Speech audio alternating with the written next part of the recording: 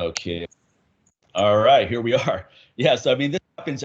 Record an episode, we just get into a good conversation, and then we're 30 minutes into it, and we haven't recorded anything. And I go, hey, stop, because Yeah. material here. But we were talking about vitamin D and the importance of vitamin D with improving your immune system and protecting your cells from COVID.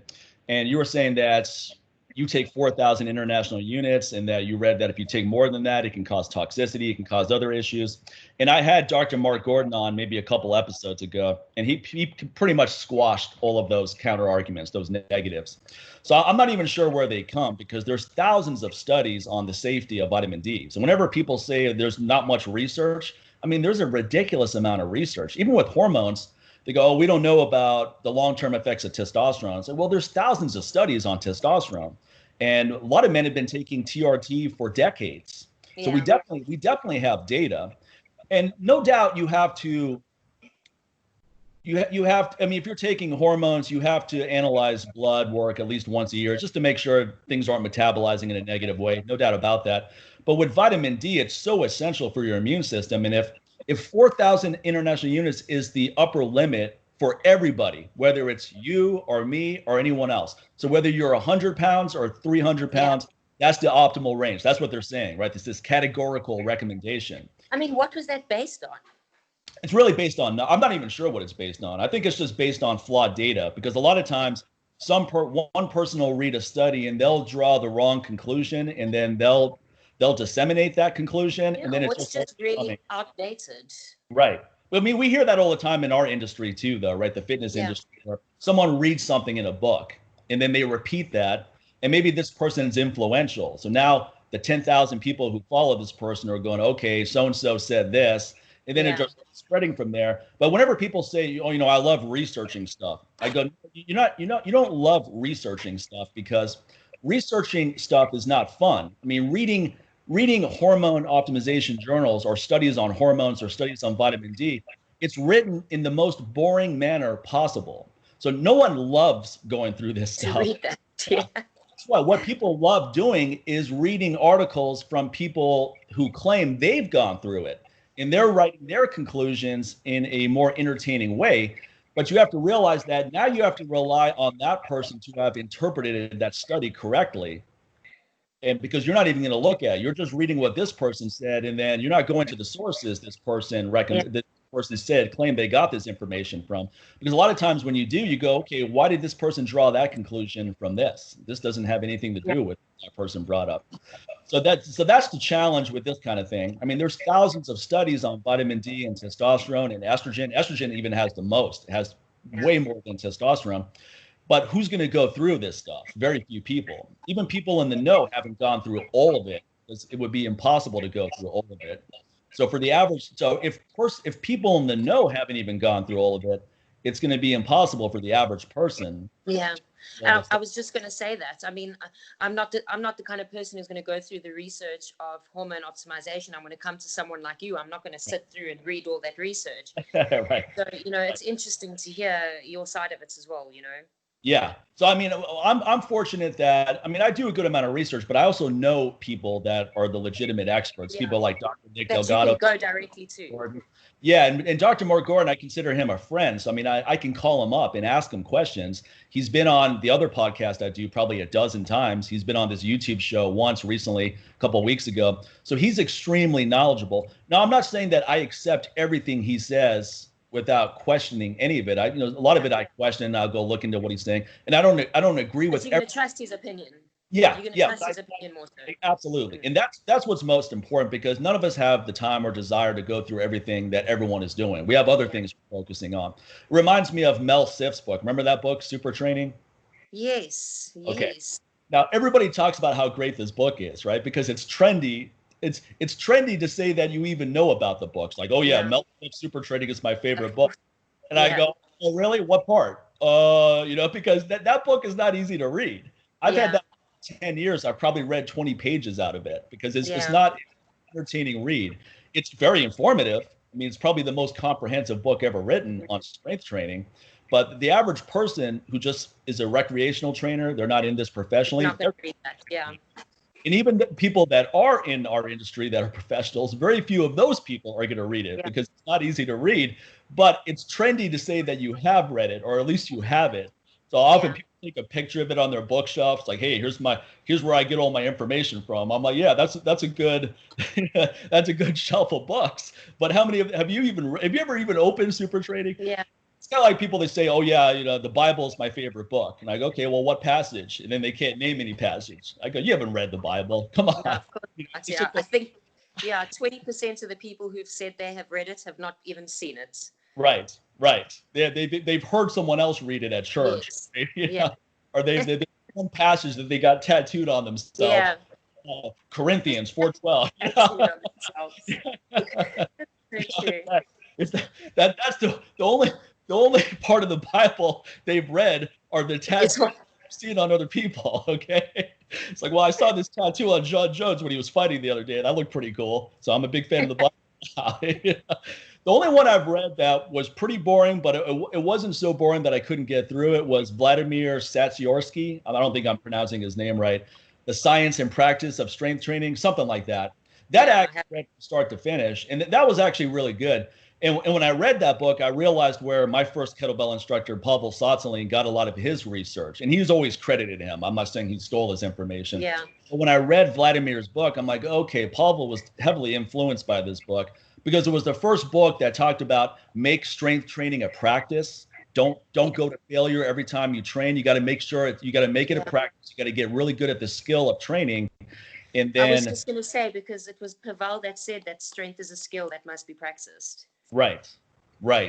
And it's very difficult. I'm sure you can attest to this. It's when you train intensely like you do, you have a high level powerlifting background, and I enjoy lifting heavy weights. It often takes more discipline to leave a few reps in the bank than it does to push your limit. Because people like you and I, we're ready to push our limit every time. That's not the problem. We'll go max out every single workout if we thought it was useful. But often we have to remember, okay, when I'm maxing out, I'm just demonstrating what I can do right now. Yeah. I'm not building. I think it takes an experienced lifter to know where to draw the line and where to stop, and never to grind out heavy weights, because that's when you're not getting strong. And yes, it takes a lot of discipline to do that. So to get to that point where you know not to do that, Yeah, absolutely. Hey, I want to ask you about this because this is one of the questions I wanted to ask you about. I just started using a training belt, right? I just started using a powerlifting belt recently. One, I loved it. I mean, it took a little while to get used to it, but it felt awkward. Yeah, it felt like it was in the way. I go, this thing's in the way right now. It's cumbersome. And I've tried using belts in the past and it never stuck. But Mark Philippi, the guy who's everything I know about the deadlift, I learned from him. He's like, start wearing a belt, because if you want to deadlift 600 pounds, because I've deadlifted 6 plates without a belt. He goes, you'll be over 6 plates in no time. Once you get used to the belt, you'll take it higher. Yeah. Protects your lower back, and if you use it properly, you build really strong abdominals. Well, that's the thing people don't realize, is that it actually requires a skill to use a belt. It's not something, I mean, you've now experienced that. It's not something you can work on. And I mean, you might actually find that when you first started using it, you were lifting a little bit less. Because it's really tough to use. Yeah, the first couple of workouts, I felt as if I was lifting in slow motion. I felt as if I'm trying to hit the gas pedal, but I'm also hitting the brake at the same time, because it was a sensation. But then you start realizing, okay, if I really push my abs into this as well as my back, you just brace really hard. Yeah. Then all of a sudden, you feel that you feel very confident because you know your back's protected. Because otherwise, at least for me, when I don't wear a belt and I'm going heavy, I'm thinking, okay, don't mess up your back. Make sure you stay in the pocket. So you're thinking about that the entire time, and that's a waste of energy. But with the belt on, especially if you have good technique and a belt, now your back that's the least of your worries. You don't even have to think about it now. Your back is good. Even if you get out of the pocket a little bit, your back is good. Yeah. And then that bracing, you just feel like you can do way more reps. And not only do you feel like it, you can do more. You can, yeah. So it's a really interesting sensation. Now I actually really like using it. And I think part of it was just finding a belt that was a good fit for me. Because as someone who's on a vegan diet, plant-based, I don't do leather either. So I had to find a belt that was made with artificial leather. And there's actually really good options now. There's this company I think it's called Strength Sport USA. And that red belt you see me wearing on Instagram, that's a belt from them. And this thing is thick. I mean, this thing is potent. This is not like one of those Velcro belts. This is a belt. You can't even compare. Yeah, the Velcro belt, you might as well not wear anything, because that's what I was worrying before I go, look, this Velcro belt's not going to cut it. And I don't think this means that belts are not useful. It just means this belt is not useful. No, So I have a real belt here. So I was happy to find this company, and it has one of those buckles, so you really lock it in. But here's what I'm curious about. When you put a belt on, do you suck in your stomach as much as possible to make it as tight as possible and then push everything out? Or is there somewhere in between? Absolutely. Okay. No. Yeah, it's important, because then you're able to brace a lot harder. If you come somewhere in between and you brace up against it and there's not enough pressure, it's not going to give you the kind of assistance that you need from it. Right. That was my experience. You're a conventional lifter, is that right? Yeah. Yes. So I don't know if you found, I don't know if you squat in your belt as well, or you just deadlifting in it. Right now I'm just deadlifting. I haven't done barbell squats in a while. Because right now I'm focused on a deadlift goal. And I find that when I hit squats and deadlifts, because I'm a back squatter, I use a lot of back when I squat. There tends to be a little bit too much crossover. So I'm gonna hit this deadlift goal first, and then I'll get squats back in. The reason I wanted to point that out is that you may find that when you're deadlifting conventionally, you may need to actually wear your belt a lot higher than what you would if you were squatting. Because being a conventional deadlifter, you might find it difficult to actually bend over and get to the bar if it's not in the right position. Right. So it should naturally be higher. Yeah, that was one of the things that made it uncomfortable initially, is I had it really low, and I'm trying to get into position because I use a strong leg drive, and it was hard for me to set up the way I like to do to get that really pronounced dip and drive. But then it just started going up a little bit higher. Now I'm pretty comfortable. But I also made it tighter yesterday, because before, this is one of those belts where you have to use a screwdriver to adjust the buckle. It's a lever. Yeah, I've also got one of those. Exactly. It's great because you can really lock it in. Oh, yeah. Yeah. If your dinner was a little bit too big the night before, you might struggle. Yeah, exactly. That's why I have a screwdriver in my gym bag in case you have to. That is the negative. With a buckle, at least you can adjust. It's like a regular belt, right? You put on weight, you're like, okay, this belt is a little tight now. Let me loosen it up a bit. This thing, it's either a fit or it isn't a fit. Yeah. So that's a good point. But I made it. First I made it as tight as I was comfortable with. And I go, okay, I'm used to this. I think I can make it tighter though. So now I made it, I think, as tight as I'm probably going to be able to make it. But that helped even more. So yesterday I did it. And usually when I go heavy on deadlifts, I don't mess up my back, but I feel it in my back, right? My back feels a little bit stiff and just a little bit off. Since I've been wearing a belt, I don't feel anything in my back. My back feels great. I feel like I could deadlift heavy several times a week with the belt. And I'm not necessarily saying that, but that's how much of a difference. I get you. Yeah, it makes a substantial difference. It really does. And I think what a lot of people try and do is they try and go as heavy as possible without a belt to try and build that core strength. But I also disagree with that sometimes, because it's all about specificity at the end of the day. Right. And if you're chasing a heavy deadlift, number one, you want to be as safe as possible. Right. Number two, you want to be in the most strong and the most efficient position. So put your belt on. Absolutely. Yeah. If you want to train a strong core, there's other things that you can do. Yeah, exactly. You don't have to rely on the deadlift or squat for your strong core, although I think with the belt on, you're still going to develop a strong core because you're bracing. Absolutely. Still. My abs are more sore now from deadlifting than any other exercise I do, including dragon flags, hanging leg races, windmills, etc. So I think, like you said, I think a lot of people just put a belt on. They don't really know why they're using it. They just see other people doing it. And they also don't realize it's a skill set too. And it's a skill set I'm just starting to grasp. And the type of belt makes a huge difference, like you said yourself. I mean, that Velcro belt is really not offering you any support whatsoever. No, you didn't even feel that it was even useful at all. I didn't feel that my back was protected. Now that you have a proper powerlifting belt and you feel the difference that it makes. Yeah. I know for myself personally, I can put about 40 to 50 kgs on my deadlift just with my belt on. Wow. I mean, that's a massive difference. Wow, that's really pronounced. It's a massive difference. I hope I get the same kind of results you're getting with that, because that would be cool. Well, I mean, once I go, hey, 700-pound deadlift, here I come. Forget this, 600. I'm gonna. But it also shows how useless I am without a belt, because I'm so trained in it. Do you ever train without a belt, or just during your warm-up sets, or you're so used to wearing a belt now? Yeah, again, like I said, it's all about specificity. So I'll take my belts off for accessory exercises when I'm really honing in on those secondary muscles. But when it's time to deadlift, I mean, my belt's on from about 90 kgs already. Right. So, you know, I don't, like I said, I don't need to not have it on. I'm not building my core. Right. Right. And you're a competitive powerlifter too. So you're going to use what makes sense for you to get the best performance. I mean, if you're going to compete with the belt on, then you might as well train with the belt on. So that you get used to it. I mean, my training is 100% focused on competitive powerlifting. So if I'm allowed to do it in powerlifting, it's what I'm going to do in training. I've got no other reason to do anything else. I'm very much like narrow-minded in that sense. I'm not going to do an exercise that isn't going to benefit my powerlifting. Right. Right. Not narrow-minded, lazy. Yeah. No, if that makes sense. No, yeah, exactly. It makes perfect sense. So when you're designing a actually, let's talk about your numbers first. I mean, your deadlift, you can deadlift, what is it, triple body weight? 3.5. Yeah, that's incredible. You know, 3.5 is amazing. 3.5. So I know you're talking pounds, but I pulled 185 at 51 kgs. Yeah, so that is... It's about 402.5. Yeah, and how much do you weigh? 112 pounds. Wow. Yeah, that's, I'm going to whip out my calculator here just so as we're talking about I think that's right. Translate for the US audience. Yeah. You said 185, you said, how many kilos did you say? 185. Okay. 185. Times 2.2. Yeah, 407. 407, sorry. Yeah, that's an amazing lift. Now 112 pounds. Now you're probably working on exceeding that too.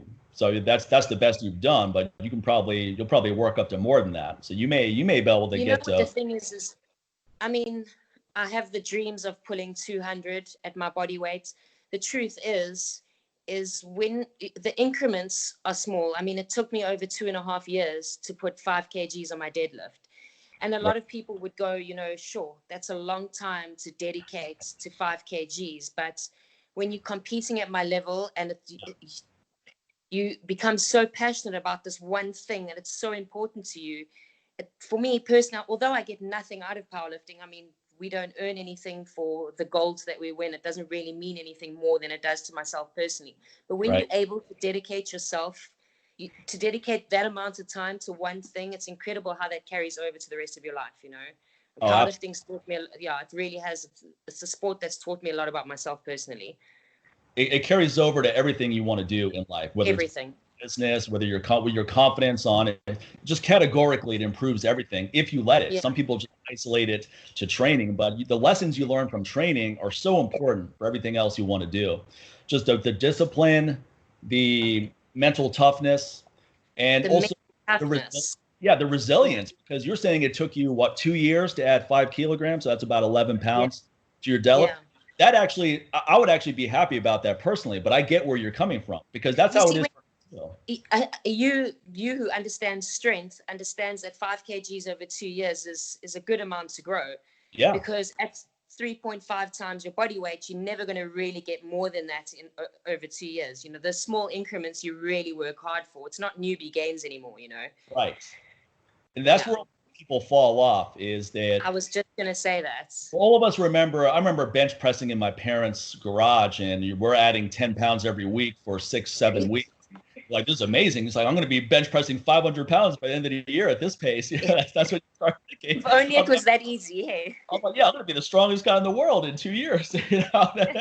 But then the reality quickly slaps you in the face sooner than later. And then it becomes a pretty slow process. And the stronger you get, the slower it becomes. The slower it gets. And the harder your training becomes. Yeah, exactly. Because your percentages just keep going up and keep going up, and you're training at such a high intensity all the time. Right. It's so incredibly taxing. You know, it takes 14-15 days to recover from, a max effort session. That's a lot of time lost. Yeah, that's right. And at your level of strength, even if you're training at, let's say, 70 to 80% of your maximum effort, that's still a lot of weight. It's a lot of weight. Yeah. For your body weight, I mean, that's a lot of weight you're working against. So even that is really taxing. So even the practice session is taxing. And it's taxing. It's more taxing mentally. Absolutely. constantly be faced with that sort of stress. I mean, if I know that I'm waking up tomorrow morning and I've got a heavy squat session ahead of me or a heavy deadlift session, I'm having sleepless nights about it. Right. I suppose because it's important to me, but you know, it's stressful. Oh yeah. No, exactly. Sometimes because I don't compete in powerlifting. I just do this purely for fun. Like you said, it's not going to make me more income. I mean, I may get a few more views on Instagram, but that doesn't necessarily translate into anyone doing anything that's going to increase income. You know? It's just fun to do. I just love doing it. And I've always loved strength training ever since I was 18. So I never got into strength training thinking, okay, I'm going to monetize this in some way. It was always something I wanted to do, just something I enjoyed doing. So when you're focused on strength, the good news is that you can actually see some measurable progress. And I think that actually allows us. Yeah. It's possible. So when I always tell women, especially, I go, stop focusing on physique composition goals, because more often than not, you're doing that to meet someone else's expectation. Yeah. It's not for you. You saw something in a magazine or someone told you something, and you're like, okay, I need to look this way to feel better. And that's so subjective that it's hard to even know when you're making progress. Even if you're doing body fat tests and all this, if you don't like what you see in the mirror, it doesn't really matter what the scale is saying or what the skin calipers are saying. But when you're focused on strength and you're adding and you see improvements, either it doesn't even have to be lifting more weight. It could be something just that doing a pull-up heavy. You know? It's not that difficult now. I remember the first time I ever deadlifted 500 pounds, I felt like I was going to break in half.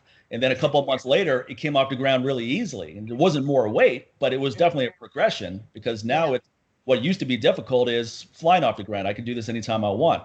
So there's many ways to measure progress when you're focused on strength, and there's very few ways to measure it otherwise. So I think it keeps you mentally healthier.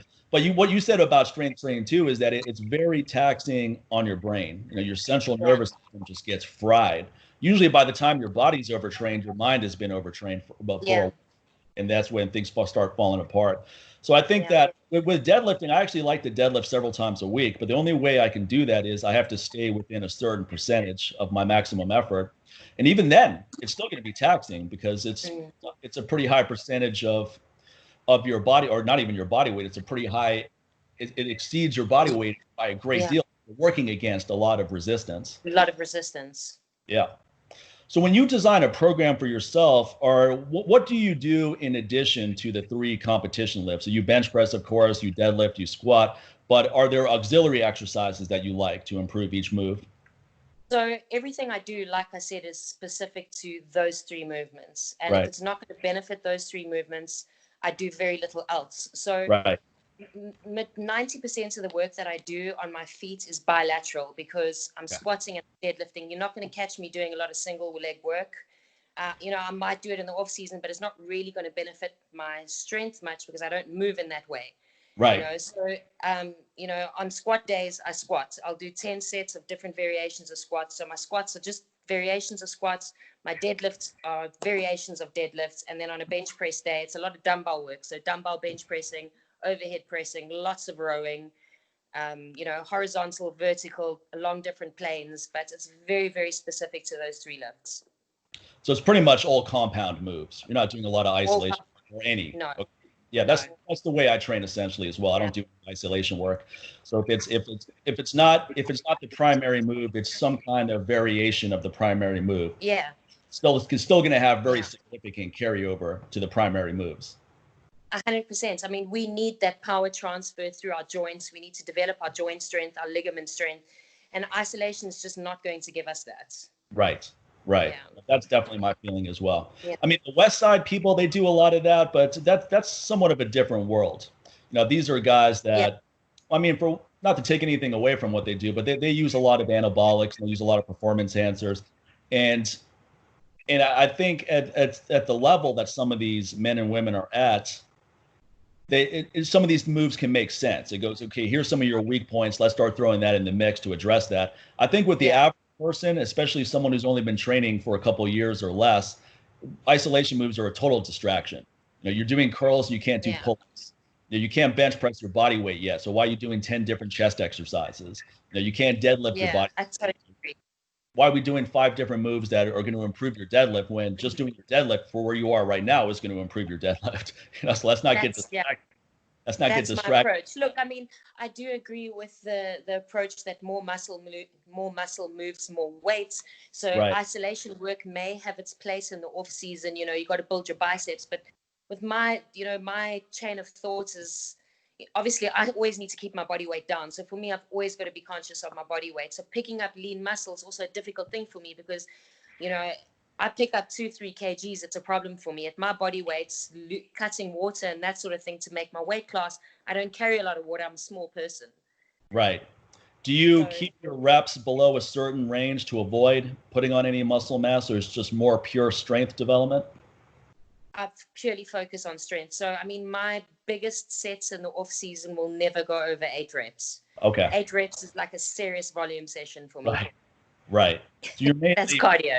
Probably 5 or less most of the time, or 3 or less.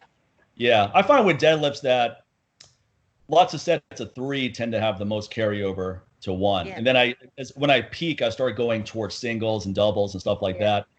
But the thing is, like, a single's not really going to make you strong.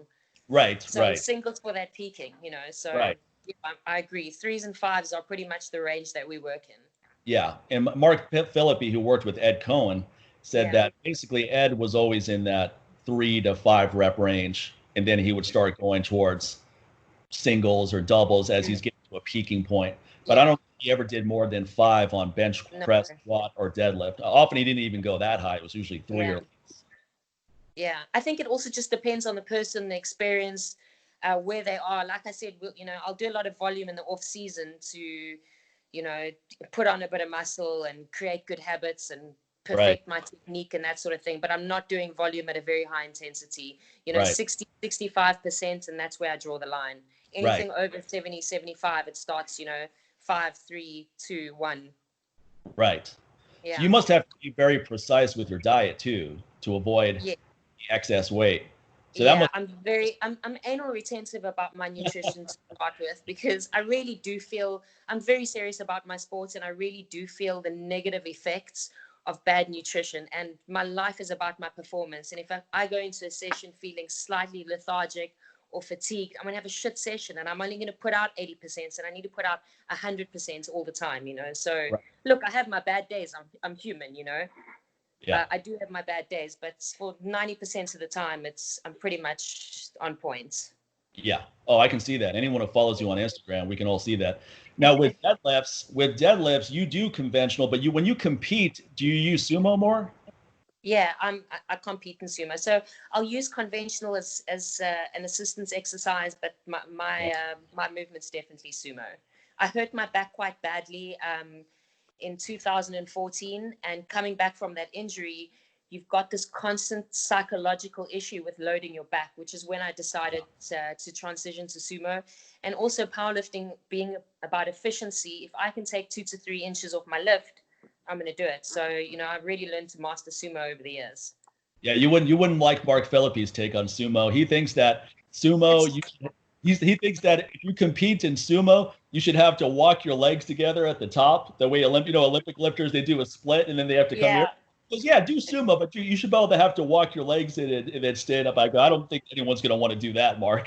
You know, that sounds horrible. You know? There are so many sumo haters out there. Yeah. Oh, I'm not a sumo hater at all, honestly. The only negative thing I can say about sumo is that I'm not good at it. You know, so that's that's the thing. I think people don't understand how technical sumo is. I mean, it's a very difficult position to be in, and to exert force laterally and vertically at the same time it's challenging, you know? Yeah. Even with kettlebells, with double kettlebell swings, I always prefer it on the outside of my knees because that allows me to take a closer stance. Yes, that's right. I remember you were the first person that taught me how to do those swings. Right. I never saw it. I mean, I heard about one guy doing it on a forum somewhere. So this predates social media. One guy's like, yeah, I like to do my kettlebell swings on the outside of the knees. And I go, that sounds awkward. Like, let me try that. And after a couple sessions, I go, wow, I prefer this because I can generate more power with the closer stance. I mean, even if you look at my conventional deadlift stance, it's pretty close. I mean, it's you do have a close stance. But I don't necessarily. I think that's more of a flexibility issue, honestly. So if I can take a wider stance, I think that would obviously improve my performance for the reasons you brought up. You decrease the range of motion. And I think it's a skill I can learn. So I think I will at some point. Maybe I'll start adding it in just for the hell of it. I'll just do it as a variation because I won't be able to go heavy. So like maybe later today I'll probably play around with it. So I'm not going to be able to go heavy. So it'll just be a practice session. But have you ever done anything with snatch grip deadlifts? Have you ever tried that in your regimen? I do a lot of snatch grip deadlifting in training. It's one of the movements that really helps develop strength off the floor. Right. So I'll do snatch grip deadlifts off a deficit with a pause. Wow. To just really work that force off the floor. It's a horrible movement, though. I'm not going to lie. Anybody who enjoys snatch grip deadlifts is something wrong. Yeah, I don't enjoy it at all, but I like it. I can see the benefit. It's one of those things where I go, I'm not good at this at all, but I can see the benefit of doing this. So I'm going to keep doing it. I'll probably do that later today as well. So what I like about snatch grip deadlift is that, like you said, you get a very pronounced leg drive. It reminds me of the way deficit feels, about a 2-inch deficit. Yeah. I actually, you know, what's interesting is my deficit deadlift is pretty close to what my regular deadlift off the floor is. If it's 2 inches, once we go 3 inches or more, then it's a different movement. Because I learned how to initiate a really strong leg drive on deadlifts. That's one thing I picked up from Mark Philippi. Because before I started working with him, I was a back deadlifter for the most part, especially from all the years of kettlebell training. You develop your back quite a bit. So I would get into a stance with just a slight knee bend, and then it would almost be a Romanian deadlift. And he goes, if you can learn how to dip and drive, you drop your hips, you push your legs through the floor, you're going to pop that bar off the ground if you time it right. And that's been my experience. I think that's I think that's something that people don't actually consider when they're deadlifting. Everyone likes to think of the deadlift as a pull, but it's very much a push-pull. And if you can learn to push and pull simultaneously, you just get so much more leg drive. And it's just, you know. So if you've mastered that, then, you know, you're off to a good start. Yeah, and I feel like I'm getting into I feel like I've been in a good groove with it. The deficit deadlifts definitely help because you're forced to use a leg drive. I mean, I don't see how you can do it. I guess you could do it Romanian style, but it's not going to be pleasant. Yeah. So you end up dropping your hips a lot more than you normally would. And then I actually think that pronounced leg drive actually helps me. So in some ways, I think I could actually get stronger on a deficit deadlift because of the leg drive, even though it's a long range of motion. When I'm doing it off the floor, I'm getting a leg drive, but because of the limitations, it's not as pronounced as a deficit. Yeah. So you need to treat it like a leg press, really. Right. That's exactly pushing that ground away from you. That's exactly the way I look at it. I don't like doing leg presses, but I like the hammer strength iso squat machine because that at least your body weight's involved. It feels a little bit like a regular squat, not quite, but it feels a little bit. But the leg drive I get from that also really helps with deadlifting. It's just automatic now, where before I had to think about it. Okay, make sure you push your feet through the floor, and now that's just automatic. Yeah, I think people struggle with that. You know, like you say, as soon as you've made that psychological switch to think of it like a push, and for you it's automatic, you're just using your legs. It makes such a huge difference, and it really is just psychological. But you know what's interesting about the deadlift is, I mean, if you describe it to someone, it sounds really basic. It's like, yeah, you just bend over, pick something off the floor. Like, okay, I think I could do that. But I mean, there's as you start working on it, you realize how technical a lift it is. There's so many facets that, I mean, you can always get better too. And that to me is exciting.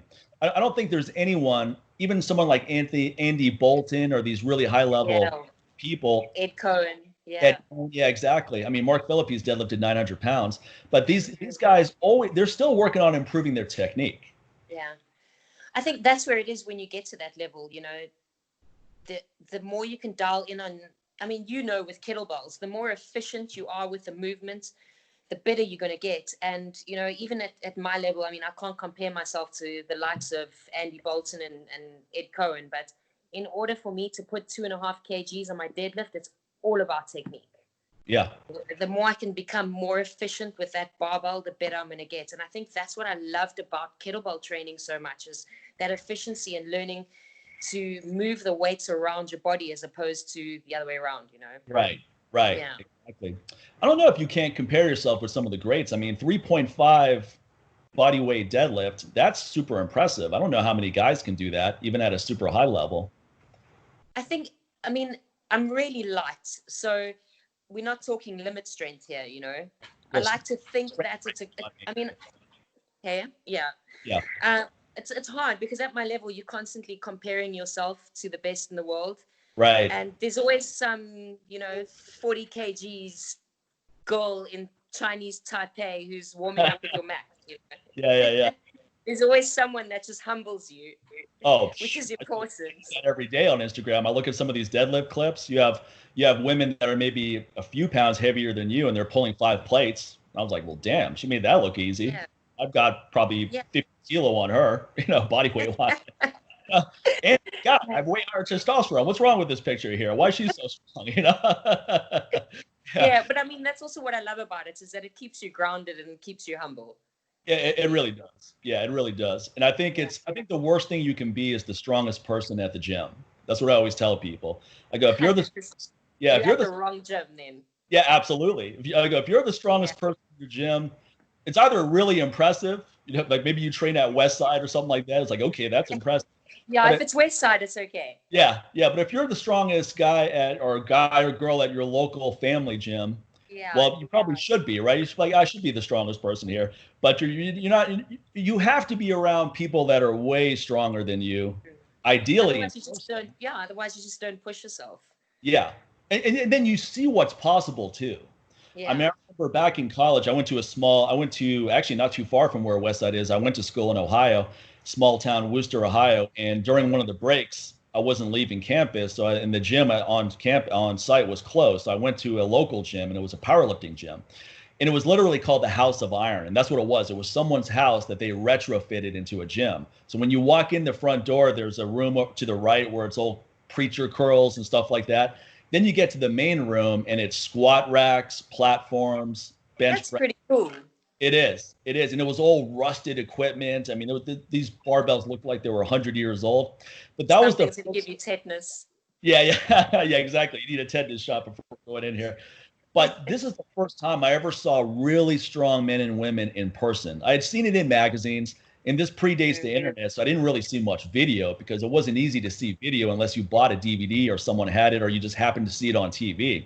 So I walk into this place and I'm seeing several guys squatting 300 kilo. I'm seeing women bench pressing 100 kilo like it's nothing, just going on for reps. And I go, wow, I'm literally the weakest person in this gym right now, period. Not the weakest guy, the weakest person in this gym right now. And I was actually excited by that. Not even the weakest guy. Yeah, I'm the weakest person because there's women in here that are stronger than me. I'm not gonna lie. Yeah.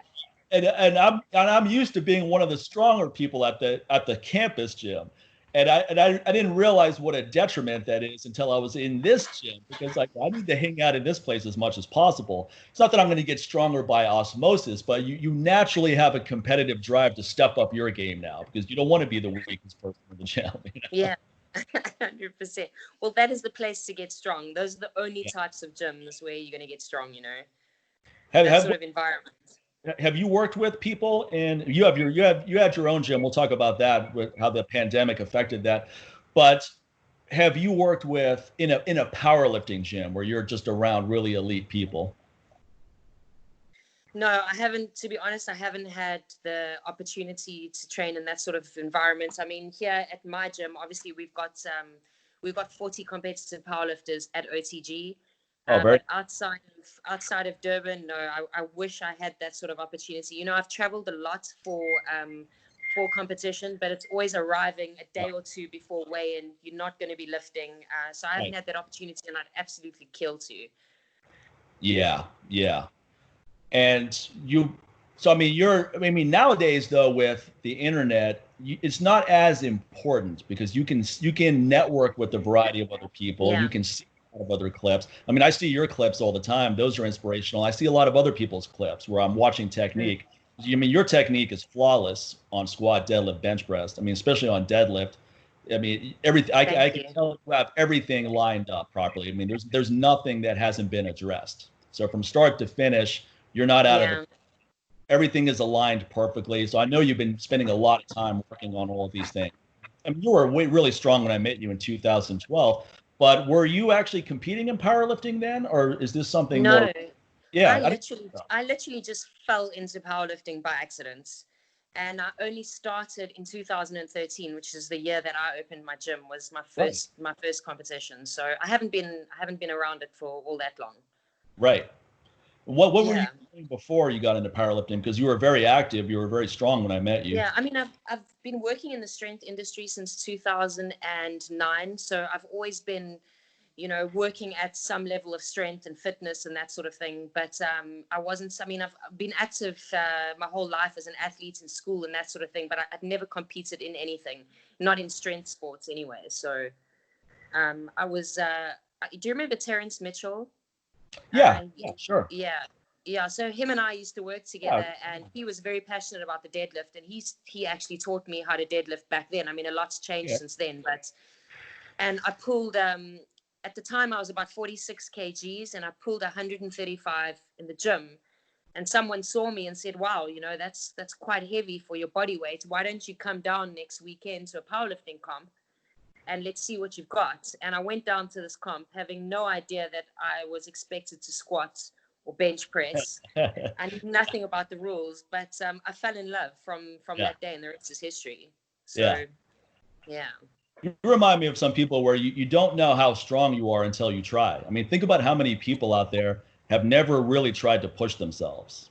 Not to say that you weren't pushing yourself before, but there are people out there who have the potential to become really strong. You know, I think about my parents actually, because neither one of them were athletes. And I definitely didn't inherit this athletic prowess from them or this ability to get strong from them. But I often think that just the fact that I was able to develop a pretty high level of strength, I wonder if they would have been able to. They would have. That's interesting. Tried. Yeah, if they ever tried. So it would have been interesting to see. Now, they actually have to want to do it. So you can't make people do stuff they don't want to do. But it would have been interesting, because my brother's pretty strong too, but he doesn't train regularly, and he doesn't really push himself. He doesn't have just naturally quite strong. Yeah. No, I mean he's strong for a regular guy. I mean, he could be really strong if he pushed it. He's not strong. He's not strong where if you saw him lifting, you'd be impressed, you know. But he's strong. I know what you mean. For a regular guy, he's strong. Well, let me put it this way more succinctly: for a guy who trains in a real half-ass manner, he's pretty good. You know. So I know what you mean. I often wonder, it's like, look, you're not bad for a guy who trains at this real half-ass methodology you've applied here. Yeah. But I wonder what we could achieve with you if you actually put some things in place. Let's put you. You know what? On the same note, what really frustrates me is coming across people that are so naturally talented and strong who don't want to pursue a career in strength or strength sports. You know, these people that walk straight into the gym and pull 220 kg deadlifts without having trained, and you think, shit, you know, you could really go far with this, and then you know, not interested. They want to go back to running or cycling or whatever it is that they do, you know. You know, it's interesting. I think we're drawn. I mean, some of us are drawn to things that we're not good at. And what I mean is, people often associate me with, oh, that's the strength guy. He's strong. But I have more slow twitch muscle fiber than fast twitch. I'm actually way better at endurance. So I would probably excel at endurance way more than I would at strength stuff if I wanted to pursue that. But I just don't find it that interesting. Yeah. No, I don't want to do a triathlon or a marathon. I mean, that sounds boring as hell to me. I respect people who do it. I think it's incredible. Yeah. But I'm not going to get up excited about doing that. That's for sure. Yeah. But I've pushed myself in endurance things such as bodyweight squats and Hindu push-ups and all that, kettlebell swings. And these things came really easily to me without really putting a concerted effort into it. But as a result of that, it wasn't that exciting to me either. It's the things that didn't come easily to me, like overhead kettlebell military press. I developed some pretty good strength with that. But when I first started doing it, I wasn't good at it at all. I wasn't strong on that move. Overhead presses, I was very weak at. Bench press, same thing. When I first started bench pressing, I wasn't anywhere. I think I got pinned with 50 kilo the first time I tried. You know, I was in the gym and I got pinned and I had to roll it off. And I go, man, this sucks. This is humiliating. But I worked up to some pretty. You have a crazy overhead press, don't you? I mean, I remember you pressing 3 kettlebells with one arm.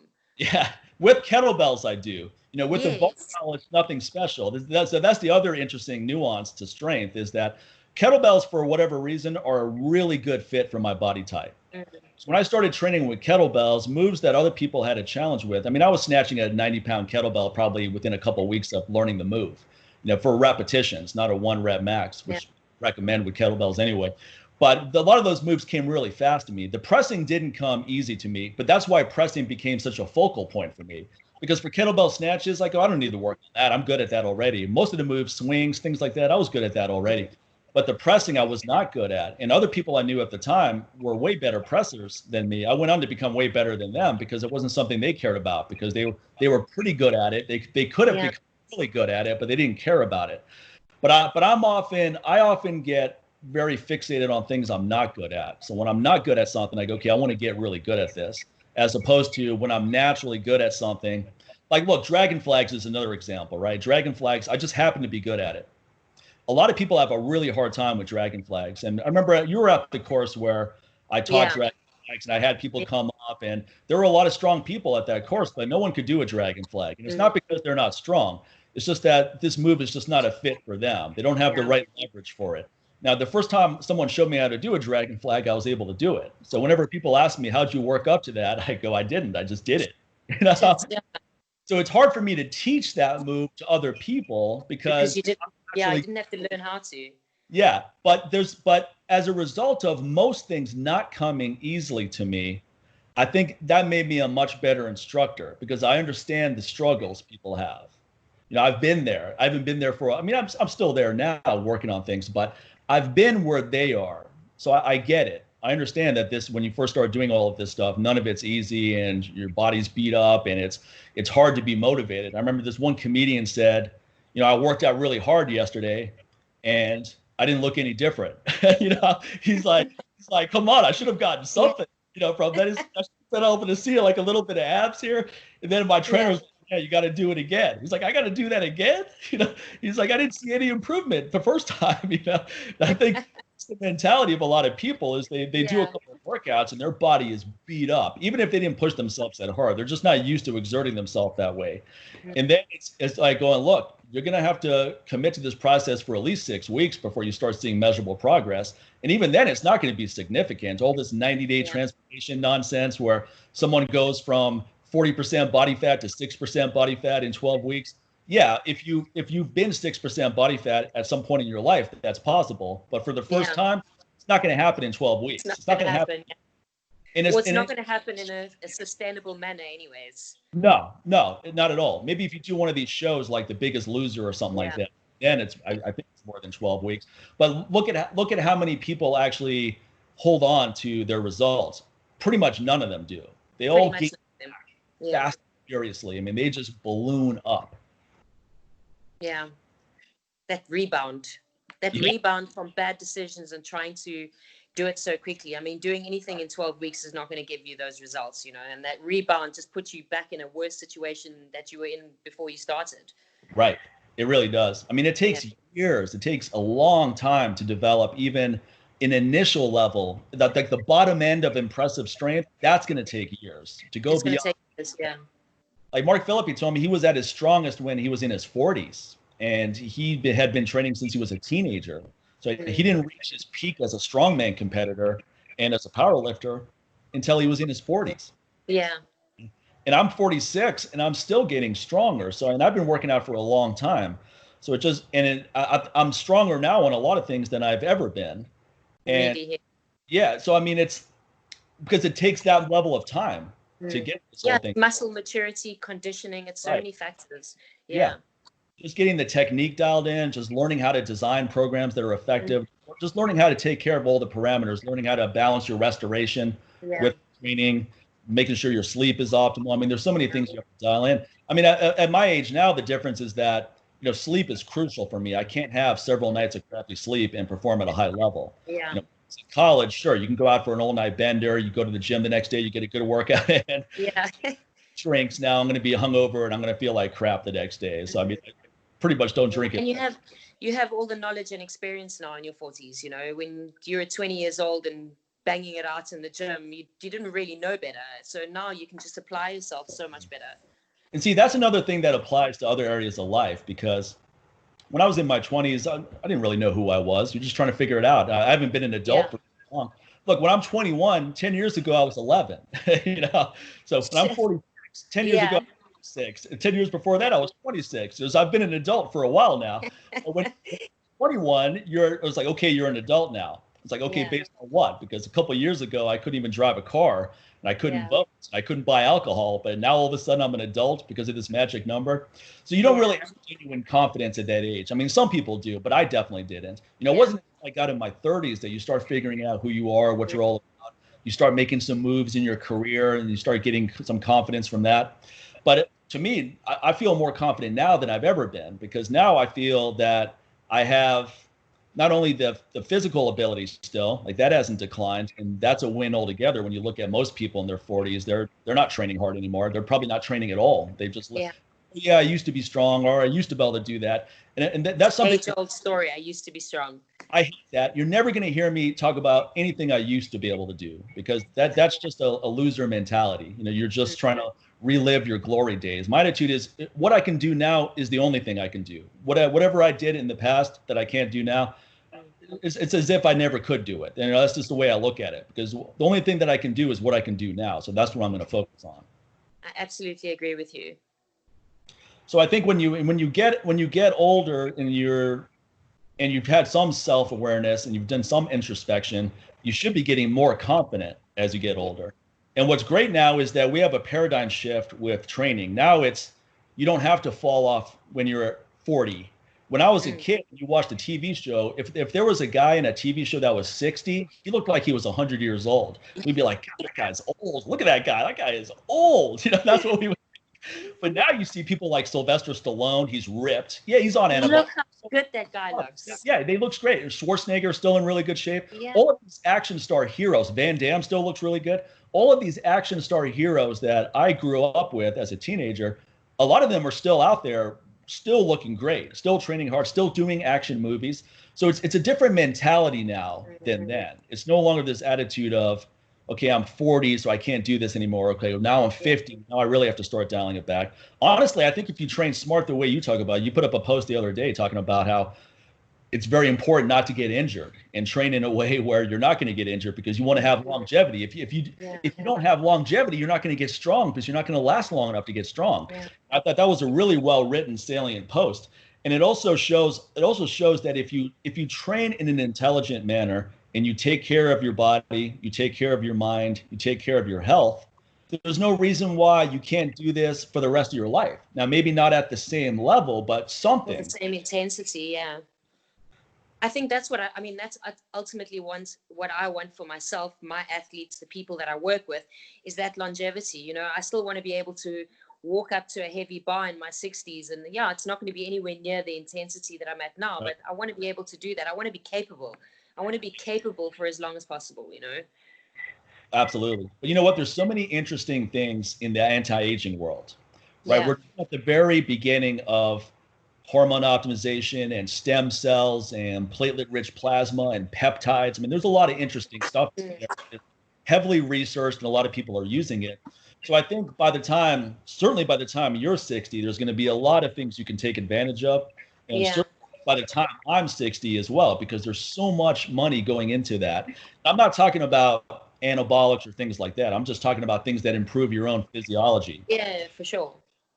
So it's going to be interesting to see. So you may be, where I'm going is, you may be in your 60s still getting stronger with everything that is coming down the pipeline. So it doesn't have to I look forward to it. Yeah, exactly. Well, that's how I feel too. Where, look, when I was younger, I used to have this just fear of aging, because when I was in my 20s, I would talk to these guys in the gym that were 40, and they looked like they were 60, and they weren't strong, and they would tell me, oh, you know, wait till you get to my age. And I kept on hearing that from people. So when I was 25, it was, oh, wait till you hit 30. I'm like, okay. So I hit 30, nothing negative happened. Oh, well, you know, wait till you hit 35. That's when things start falling apart. Nope. 40. Nope. 45. Nope. I'm saying, now I don't even listen to it. I go, it's like, first of all, you don't know what I know. So don't tell me what to be, because you're saying, wait till you get to my age. And the supposition there is that you were doing what I'm doing now at my age. Yeah. You know, and you weren't ever active in your life. And that's where you are right now. So it's not because of some arbitrary age marker that you met that you started falling apart. It's because when you were younger, you never took care of yourself. That's all it is. It is. It really is. Yeah. It really is. You can have two people that are the exact same age. Maybe they were even born on the exact same day. and one's going to have way more mileage than the other, just like two cars. You could have two cars that are 10 years old, and one car may not have any mileage on it because it's never been used, and the other car could have 150,000. But you can't say those two cars, well, they're both 10 years old, so they're both old cars. It's like, well, one is still going to work really well, and the other one is, may work well, it may not, because it has a lot of mileage on it, but we don't know. So it's I think we can, I no longer have this fear of getting older because I understand so many parameters of how to stay healthy for a long period of time that it's not something that I'm really concerned about. And when I say fear of getting older, I'm not talking about aesthetics necessarily. I'm talking about performance, like the ability to be strong. Capability. Fitness. Absolutely. When you see old people walking around, that's often depressing to me. I saw this old guy at the grocery store the other day, and his wife is just leading him around the store like he's a puppy. I mean, he's all hunched. Yes, ma'am. No, ma'am. Okay. It's like, God, that's depressing. I think our generation is leading leading from the front with regards to fitness, health, strength, a whole approach to longevity where, our parents' generation, they weren't quite there, So it's very different for us. And it's hard for us because we do compare, we do look at them and go, that's where I'm heading, but we're not heading there at all, That's true. My grandfather used to say, whenever you're thinking about marrying a woman, make sure you meet her mother, because that's what she's going to look like in the future. Yeah. And in his generation, nowadays you can't do that. Yeah, now it doesn't mean really anything, because your parents may not, like, look, I don't look like my dad at all. I mean, I don't look like Harriet because I'm half Indian and I'm half white, but he's white and he looks like a very conservative older white guy. So obviously I don't look like that. But I don't look like him in terms of, he never really dedicated himself to any kind of physical training. He was naturally strong and active in some ways, but he never dedicated himself to any kind of exercise regimen. Forget about lifting weights. I mean, running or riding a bike, really nothing. So he's dealing with the negative consequences of that now. But that doesn't mean that I'm going to be, just because I'm his son, because my lifestyle, I've been into fitness and training since I was a teenager. Yeah. Largely kept it up all the way to this point. So why do I have to feel that it's inevitable that I head down that road? But people 100%. Have such an unhealthy attitude. Now I get people saying, look, I'm 30 now, so I know my testosterone's not that great. I go, because you're 30? You think because you're 30? So now we have this mentality of people think they're over the hill at 30. I get young guys all the time. And if God forbid they're 40, they're like, oh, I'm losing my hair now. I'm putting on stubborn body fat. And they always say it's because of whatever their age is. And so that's the message that keeps getting passed down. I go, no, you're losing your hair probably because you have a job you hate, or you're in a relationship you can't stand, so you're pulling your hair out. and then your body. It's so true that. It's so true. People are so quick to blame their age, and they don't look at all the other contributing factors, Right. Like, I don't even think about age anymore. It's not even something, obviously, I think about it in terms of like, okay, I'm going to be this. I don't think about it in a negative way. I don't think of like, well, I better hit that deadlift goal this year because, I'm going to be 47 and I'm not going to be able to do this for much longer. That's kind of the reality we hear a lot. I mean, I'm excited to see what I'm going to be capable of doing in my 40s when I've got, another 10 years behind me, strength-wise, of what I'm going to be. I don't look at, oh, shit, I'm probably going to lose 10 kgs on my deadlift because I'm 10 years older. Right. I'm hoping to be that much stronger, like you said. I don't see any reason why you won't be. I think you'll be, you could be significantly stronger than you are now. I mean, your deadlift is super impressive. Now your squat, all your numbers are really impressive. But who knows what you're capable of? Who knows what you're going to learn between now and then? That's the thing. It's what you're going to learn. Yeah. You already have the dedication and you already have the discipline. So now as you accumulate more knowledge, who knows where you'll be able to take it? You may be pulling 5 plates in 10 years at this body weight. Who knows? Which would be really impressive. How did you hear about, there's this funny story because you put up a post of this one Indian girl deadlifting, and for some reason I thought it was you because I was high that night on Instagram. I popped the ball about an hour before. I was like, wow, I didn't realize she had tattoos. I was like, that's really good deadlift. So I was like, yeah, great deadlift technique. It couldn't be better. And then the next day I realized, I was like, that's not even her. I was like, no, who is this person? Because I've never seen an Indian girl that's lifting heavy weights. I'm half Indian. Yeah. Physical culture is growing in India now, But I haven't visited India since I was a kid, and really no one was into physical training. It's not even looked at something that you should spend time on back then. India is all about intellectual pursuit. So it's like whatever you do with your body, unless you're a professional athlete, nobody cares about that, especially for women. But things are changing a lot now. And then I looked into her a little bit and I realized she's on some TV show called Four More Shots, which is basically India's answer to Sex and the City, because it's young women. And I actually find it really entertaining because I'm not used to seeing that side of Indian culture. I was like, wow, things have changed a lot out there, since my mom. I think she's got a lot of flack over the years because she's so standout and so different. And I think that's what's just shot her to stardom at the same time, Absolutely. Yeah. What's her name again? It's like Banu or something like that, right? Bunny. Okay. Yeah, that's right. That's right. So that's absolutely correct, because I've never seen an Indian girl with a muscular physique who's all tattooed up. That took a lot of courage on her part when she first went down this road. And I think she's just expressing who she is. That's who she, but it's worked in her favor. And that I often tell people the same thing. I go, don't play it so safe when you're trying to get a business or you're trying to get your career going. And I'm not saying do something fake, like be ostentatious for the sake of being ostentatious. Like, wear a hat with a feather in it when you go to the gym because you're going to stick out. I'm not saying stuff like that. I'm just saying, whoever you are, don't be afraid to be that person. Yeah. Just attract a lot of interesting people when you do. You're going to attract people that you enjoy working with. It's going to be a better fit. Absolutely. So many trainers try to get everybody. They have this scarcity approach going, I want to get everybody as a customer. And not only are you not going to get everybody, you're not going to want everybody either. You want the people that are a fit for your approach. I think that's the biggest mistake that trainers make, is they just always looking at the general population. But when you actually find that niche and you start to focus on what you really enjoy teaching, I mean, that's just what's going to take you as far as you can go, Right. And you don't need a lot of people to have a successful business either. No, there's so many people in the world. You just got to tap into a very small percentage of them. I mean, if you're doing online training, I know that's what you're getting into now. And let's say you have, I don't know what your price points are going to be, anything like that, but let's say you have 100 people you're working with.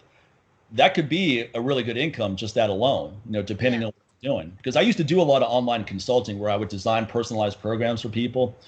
And I mean, at the peak, I think I had probably 100 customers paying a couple $100 a month. So, I mean, it added up really fast. I mean, it was a lot of work, but it was work you're doing at home. Well, honestly. That's the thing. That's the thing. And it's doing something you absolutely love, and you've only got to really tap into a small percentage of it. When I started working in powerlifting professionally as a coach and, designing my entire business around it, at first I thought, powerlifting's in its absolute fetal stages in South Africa. The sport is so small in this country. Am I really going to make it financially? Is this my future? Am I going to be able to make a career out of this? And I think because I dedicated so much of my life to it, and I've really found my niche, and I really it's my blue ocean. That's all I do, and I've been able to make. I never thought for a second in my life that I could ever turn powerlifting into a career. And now it's all I do, because I found my niche, I did what I love, and now it's grown and I've got athletes all over the world. And I think because I focused on that so much. Yeah. I mean, I think also just the fact that this is something you're genuinely enthusiastic about. Yeah, you weren't it makes such a huge difference. It's crucial, because if you don't enjoy the process, you're not going to last long enough to any benefit, whether it's your business or your personal life or your training. You have to enjoy the process. And it's not going to be all the time, but most of the time should be. It's work. It's still work, but it's work you want to do, and that makes all the difference. Yeah. I mean, is it really even work then at the end of the day? I mean, I think that's the dream position you want to be in. It's cheesy to say, but it's really the position you want to be in, so you never have to work a day in your life. Right. Now, for me, it was essential that I get into something I enjoy doing. And I learned this lesson in college. I have a degree in religious studies. And my dad was like, this is going to be a total waste of time. He said, what kind of job are you going to get with this? And I wasn't even thinking about that. I go, look, this is what I'm being drawn towards. I'm really interested in Eastern philosophy, to the point where I would go beyond the course material. So I would do all the course material, and then I would read all these other books to learn even more about it. Now, the only reason I'm doing that is because I wanted the information, not because I'm going to get extra credit or anything like that. So I learned, and all of a sudden I became a good student. I wasn't a good student until I got into this major. So a lesson I learned very early on is you're only going to be good at whatever you enjoy doing. You can't do something you hate doing and be good at it. It's not going to work, and you're not going to be happy. So when I get out of college, though, I wanted to be a trainer. I wanted to be in the fitness, but I didn't really see a path that was unique. I didn't want to be a trainer at a gym. I just didn't see a compelling move I can make in that regard. So I ended up just doing a lot of jobs that just to make a living. And I hated these jobs, and I was miserable doing these jobs. And even when I worked into well-paying jobs, I still hated what I was doing. So and that's no life to live. No, you just have this feeling of being tired all the time too. And it's not because you're working hard, it's just because you're bored. So you're and then you're like, well, I'm going to go get a workout in, that'll make me feel better. But the thing is that your workouts aren't going to be that great either because you're so drained from having this really boring existence. So when I finally got into what I do now, reaction of events across your life, your personal life's not going to be good either because you're coming home and you're not in a good mood. And now whoever you're coming home to has to deal with you not being in a good mood. And maybe she or he's not in a good mood either because they're doing something that they don't want to do. So now you're just all this negative energy is just being reinforced and passed back. But when you have the courage to say enough, I don't care about making money. I just want to do something I enjoy doing. If I make enough just to subsist on, that's enough. I don't have to be a millionaire with this or have this extravagant lifestyle. So you go in with these intentions. But I remember the first kettlebell workshop I ever taught. I made $480. I remember the exact amount. I had 8 people and that was the most satisfying $480 I ever made up to that point, because finally I had people in front of me that love training. They want to learn from me. They're actually willing to pay me to learn from me. And I'm doing this all on my own. So that was extremely satisfying and motivating. I go, if I can do this, I can grow it exponentially over time. But even if I don't, I'm okay with just getting by. Okay. I'm doing what I want to do because that's how important it is to me. So I think a lot of people make these compromises along the way where they have a choice. They're going, this is my passion. This is what I want to do. But people around them are saying, that's not going to work. And you're not going to make any money doing that. Because I got that. People were telling me, they're like, you're going to teach people how to throw these iron cannonballs around in a park. It's not going to happen. My dad's going, you'll be back to doing a regular job in 6 months. And that's no career. No.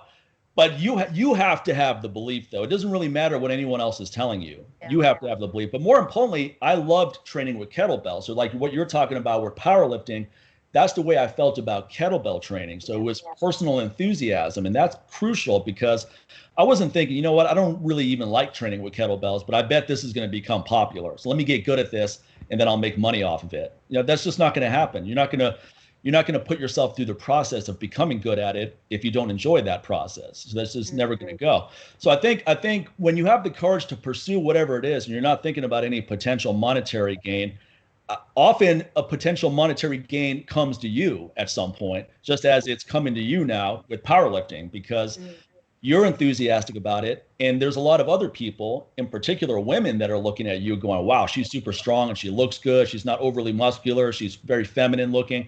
And they're going, I can do that too, because women have gotten a lot of bad messages as well when it comes to strength training. And this bad information keeps getting passed down, like, oh, I don't want to get too big, as if that's something that happens easily. We'd be millionaires if it was. Because I'm not going to be feminine anymore. Like, guys aren't going to like me if I can lift more than them. I was like, well, find some stronger guys. But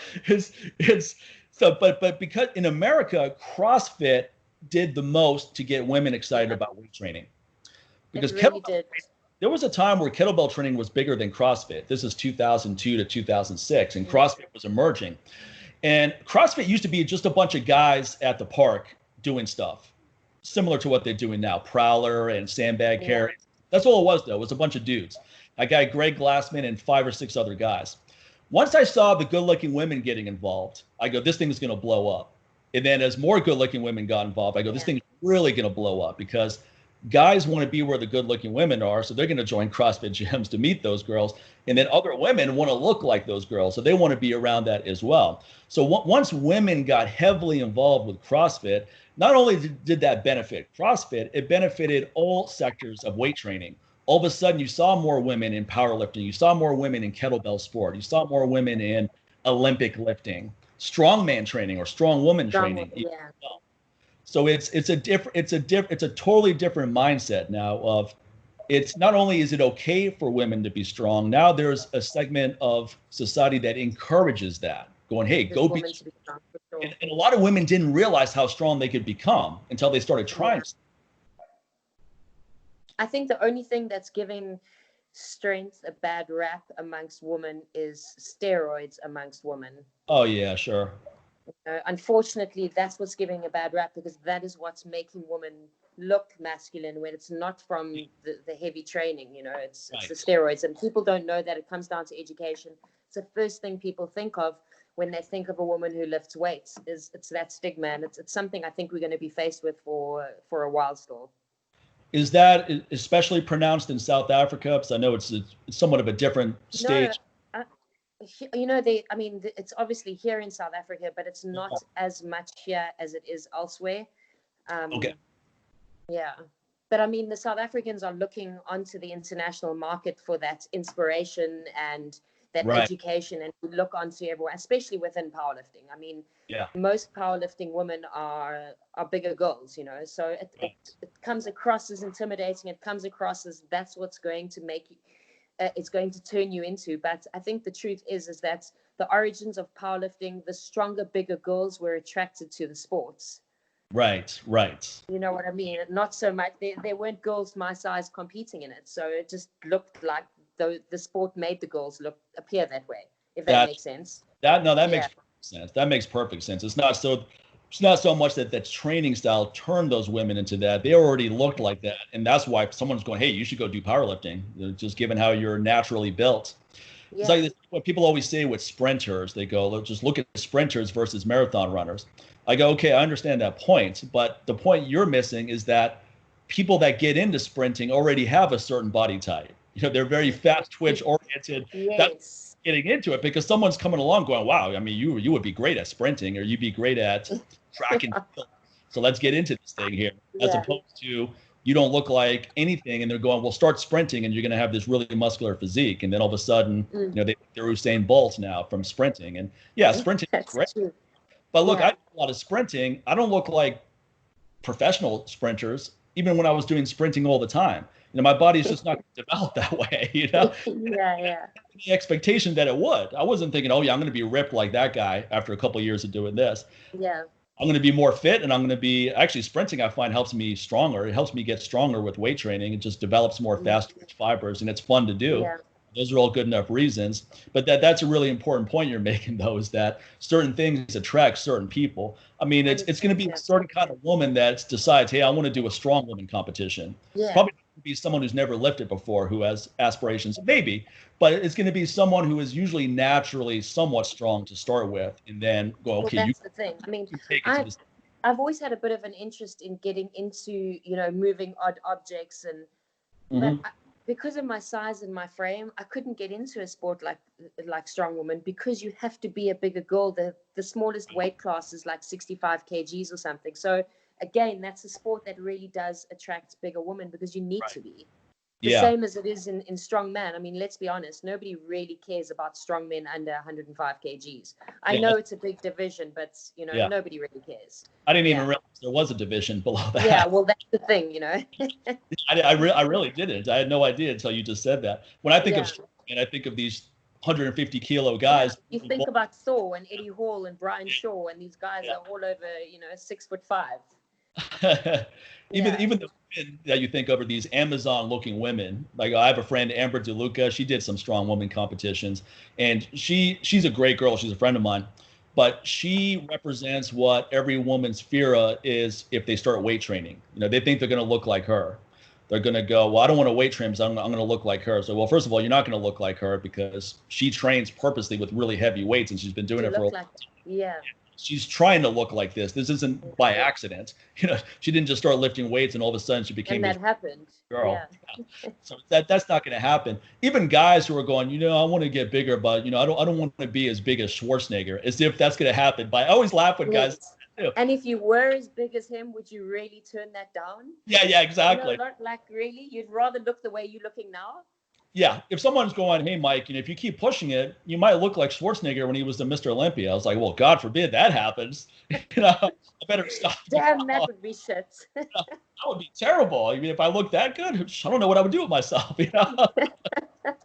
So there's enough real fears to have. We don't need to add to the list here of with guys. It's especially like, I don't want to get too big. I can't tell you how often I hear that from guys. Yeah, we also get it a lot. Well, what's too big? Because you're talking to me. Do you think I'm too big? What's too big when you say that? And also, what makes you think that you're just going to get big? Like, it's so easy to do. You know how many guys try to get big and fail to? That's how hard it is. It's not easy to do. And for not easy to do.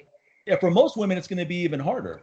Yeah, and people don't like to hear that, because my husband and I are in the fitness industry together. We'll get new guys who come into the gym. My husband's in amazing condition. He's been training. He's been martial arts his entire life. And, the guys will say to him, hey, Scott, how long did it take you to get like that? And they're waiting for him to say, 6 months, a year. And when he says 18 years, they're not so happy anymore, They're not so thrilled to think that that's what they're going to put into it. Well, even if you tell someone, like, people always want to make six figures, right? That's that generic term. I want to make six figures. And and what they want is to do it in a couple of months of their first year in business, which is very difficult, if not impossible. And it's certainly very difficult to sustain it. So you can have a fluke year where things just came together, but you don't know why it came together. But when you tell someone it's going to take 4 to 5 years of a concerted effort, and then you have a pretty good chance of hitting that. Like, 5 years? That's a long time.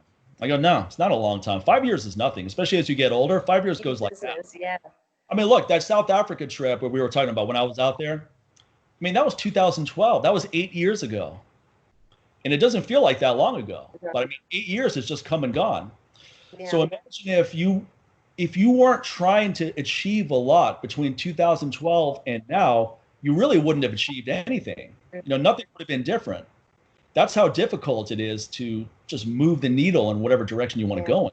It's not going to be easy.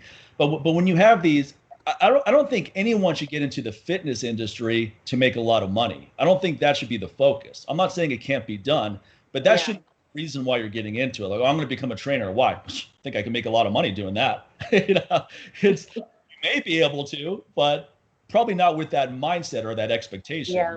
You're going to be disappointed. But if you really like what you're doing and you're authentic about that, then you can make the possibilities are endless. Yeah, they really are. You can make a really good income that you're happy with. I mean, I make way more than I ever did working for someone else. And I'm not even talking about what I'm doing now. I mean, as a kettlebell instructor. Yeah. As a kettlebell instructor, especially at my peak, I made way more than I ever did working for someone else. And more importantly, it was my thing. It was the way I wanted to do it, and it was something I really enjoyed. And that's priceless. I'd rather make 1/10 of what I make now, but still work for myself than I lose my income, but someone's willing to hire me and pay that, but I have to work for them now. Forget it. I would never go back to that. Chance. Yeah, I would never go. I couldn't even imagine someone telling me what I can or can't do. Like, I'm a kid. Oh, no, you can't take a vacation this week, Mike. We need you at the office. You got to put your leave in, Yeah, I would be done with that real fast. So I think when, like you're saying with your husband, it took 18 years. That to me is that's a good answer. That means he's a guy who's dedicated himself for a long time, and he's been. We're also not the type of people, and he's not the type of person who's going to bullshit the client. Like, I'm not going to make you sign up to this gym because we're going to get you these results in 6 months. Right. I'm sorry, but this is not the place for you then. That's another important thing that people often bring up. They always have these time frames of when they want to achieve something. So they're going, okay, Mike, how long is it going to take for me to be where you're at right now? I used to get that all the time. I go, look, I've been doing this since I was 18, so I don't know what the answer to that is. You may be able to surpass me in no time, or it may take a long time, but that shouldn't be an expectation of yours. What I will promise you is we're going to improve. 90 days from now, you're going to see serious improvements. A couple of years from now, you're going to experience night and day improvements. Now, what that's going to be commensurate to, I have no idea. Yeah. It's going to be an improvement. People don't see that. No, and that a lot of that's our industry too. A lot of times people frame things as achieve this in 30 days, lose 30 pounds in 30 days. Yeah, sure. If you're 400 pounds, we can get 30 pounds off of you in 30 days, or 15 kilo off a 200 kilo person in 30 days. But it's the same as people saying to businessmen or even people in our industry who do really well, and they're like, oh, you know, so and so was an overnight success. No, right. they've been plugging away for 10 years. You've only just noticed them now. You know, there's no such thing as an overnight success. None at You know, all. unless you're Justin Bieber. Yeah. There's even people in bands where they go, man, I never, this band just blew up overnight. I go, that band has been around for 15 years. And something finally put them over the edge where now they're on your radar. But blowing up overnight makes it sound as if they started last night and then they just blew up. Yeah. And life's not like that. And then the flukes that happen, they're never long lasting. So sometimes someone's early in their career and something gives them a catapult, but that usually ends up being a one-hit wonder or something equivalent to a one-hit wonder. And now they're at county fairs performing that one-hit wonder. Because that's all people. I wasn't sure if you'd be familiar with that term, but that's that is brilliant. In America, when a performer is relegated to a county fair, that's the last stop. Things are bad. It's about the plane's about to crash, and this is the final little stop before the plane goes right into the mountain. That's hilarious. Let's talk a little bit about the pandemic, and that's going to tie into how it's both you and your husband working on the business, right? So you're both putting together this online training business.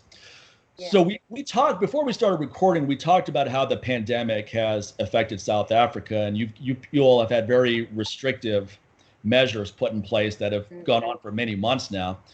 And as a result of that, you couldn't open your gym, so there was no way to move forward with a physical location. So you got to make the really tough decision to close that down and maneuver. So let's talk about how long did you have this gym? And I can't imagine how tough that must have been to decide to have to pull the plug on it. Yeah, I think it was more of an emotional connection for me personally than anything. I mean, I opened that gym in 2013. This year would have been our 7th year. I started off on my own. It was, it's been a difficult 7 years. I married my husband, and he came into the business. And him being an accountant and a businessman, he really helped grow the business to what it is today. And what happened, we've always wanted to get into the digital and the virtual side of training because we know that that's the future of the fitness industry. I mean, I've been with my powerlifting coach for 4 years now. He lives out in Australia. I've never met him. We've done everything virtually, and that was a huge inspiration to me. He's got a very successful online business, and we've been dabbling with it, but we never really took it seriously. And COVID sort of forced us into this position where it's, like I said to you earlier, it's adapt and evolve or die. Right. So we really dedicated every waking hour during lockdown to growing ourselves, our online business, where we got to a point where our online business was doing better than the gym was while the gym was open. So we had to sit down and really think about, like, what do we want for ourselves? What do we want for our life? The gym, bricks and mortar, is amazing. It's lovely having community, having all my lifters come together. Like I said, it's a very special place, but we also need to be ahead of the time, stay ahead of the curve. And do we really want to stick it out and have huge overheads on a monthly basis? Going forward, there's so much uncertainty. We don't know when the gyms are going to reopen in South Africa, how much longer we're going to have to pay rent for without an income. So we weren't forced to close. We really made the decision that it would be the best thing for us. And a lot of people have turned around and said to us, but in a year's time, everything is going to go back to the way it was. But what happens between now and that point? Do my husband and I continue to kick a can down the road and get ourselves into an immense amount of debt? Or do we cut our losses and move ahead and evolve? And so that was the decision we made. It was really hard. There was a lot of crying on my side. It's like, OTG was my baby. So it was very difficult, but I think it was the right decision. It was the right decision. We're excited about the future. And we also have the sense of freedom now, like we're able to dictate our own times, where we want to be. We operate our business from our laptops. And I don't want to be bound to bricks and mortar anymore. I loved it. It was an awesome chapter. That gym gave me credibility. It made me develop my business and who I am. So now I'm able to be in this position to grow an online business. And if it wasn't for that gym, I wouldn't have the credibility to be able to do it. So, you know, it was the right timing. It definitely was. It's difficult, but I'm excited about the future, you know. Yeah. I think it's a smart move too. I think it's going to afford you to have a lifestyle that's more on your terms, where you're not to a physical location, because I know a lot of really good trainers. Actually, Sabina Scala, who you know, she was out there at the South Africa course, a really good friend of mine. She's one of the best strength coaches, period, out there. She's super smart. She works really well with her clients, but she is bound to a physical location. She's trained. I mean, her day is extremely hectic. She wakes up super early and she's training clients all day. She sleeps for 4 or 5 hours and then repeats, right? She barely has time to get all of her own training in. And that's one of the reasons why she's such a good strength coach, is she has so much experience working with people. But I've often talked to her about how sustainable is what you're doing right now. And even if it is sustainable, do you want to do this for another 10, 15 years? So you have to start thinking of, how do I diversify? At the very least, what can I do to maneuver? And then it's good to be diversified too, because COVID really taught a lot of people how fragile their businesses are. Because here in Las Vegas, just like everywhere in the world, one day your business is open, by the end of that week, you're closed. And some of these businesses only opened 3 months later. And for a small business, that's career suicide. It's crippling, yeah. Yeah, you can't be closed for 3 months if you have this hole-in-the-wall restaurant with 3 tables, and now you're open, but you can only have 1 table filled at a time. Yeah. And that a small business can't operate that way. So it's estimated that 50% of restaurants in Vegas alone are never going to make it back. They're done. It's really sad. I mean, that's people's livelihood. You know, it is. It's horrible. Now, at the same time, and I'm not blaming anyone for this, I'm just putting some reality out there, is that you have to realize now that you put everything you had into your little business, and now it's gone. So the lesson you have to learn from that is you need to be diversified. You can't just have this one income source that's fixated on a physical location, because if something like this ever happens again, what are you going to do? And I have friends who make a living teaching workshops. So my friend Tim Larkin he's a self-defense guy, self-defense instructor. So he travels the country and all over the world as well, teaching these self-defense courses. That's his livelihood. He hasn't been able to teach a course though, with all of COVID. Yeah. There's no way for him to practice physical distancing, even if he does teach a course, because you have your hands all over each other doing what he does. So there's no way. So he's, you know, now he's written books and he does a lot of consulting. So he's pretty diversified. So he's okay.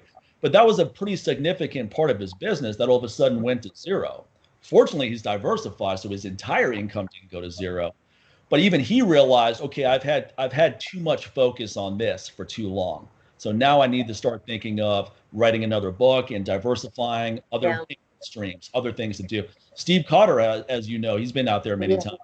He is teaching these online seminars now, and classes. So he has 8 people on Skype, and he's taking them through a course.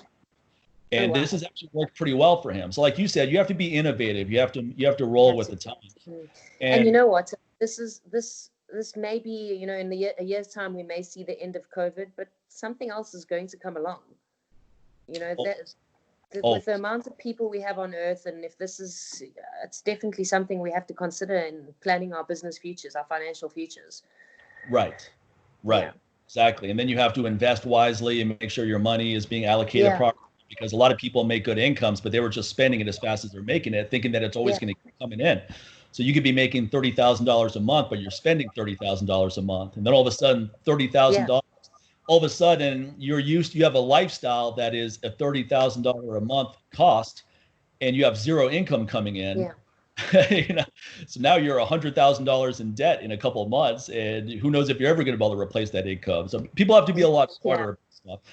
At the end of the day, it is survival of the fittest. It doesn't mean I want people to die. It doesn't mean I want businesses to fail. But those things are going to happen regardless of what I want or don't want, though. That's just going to happen.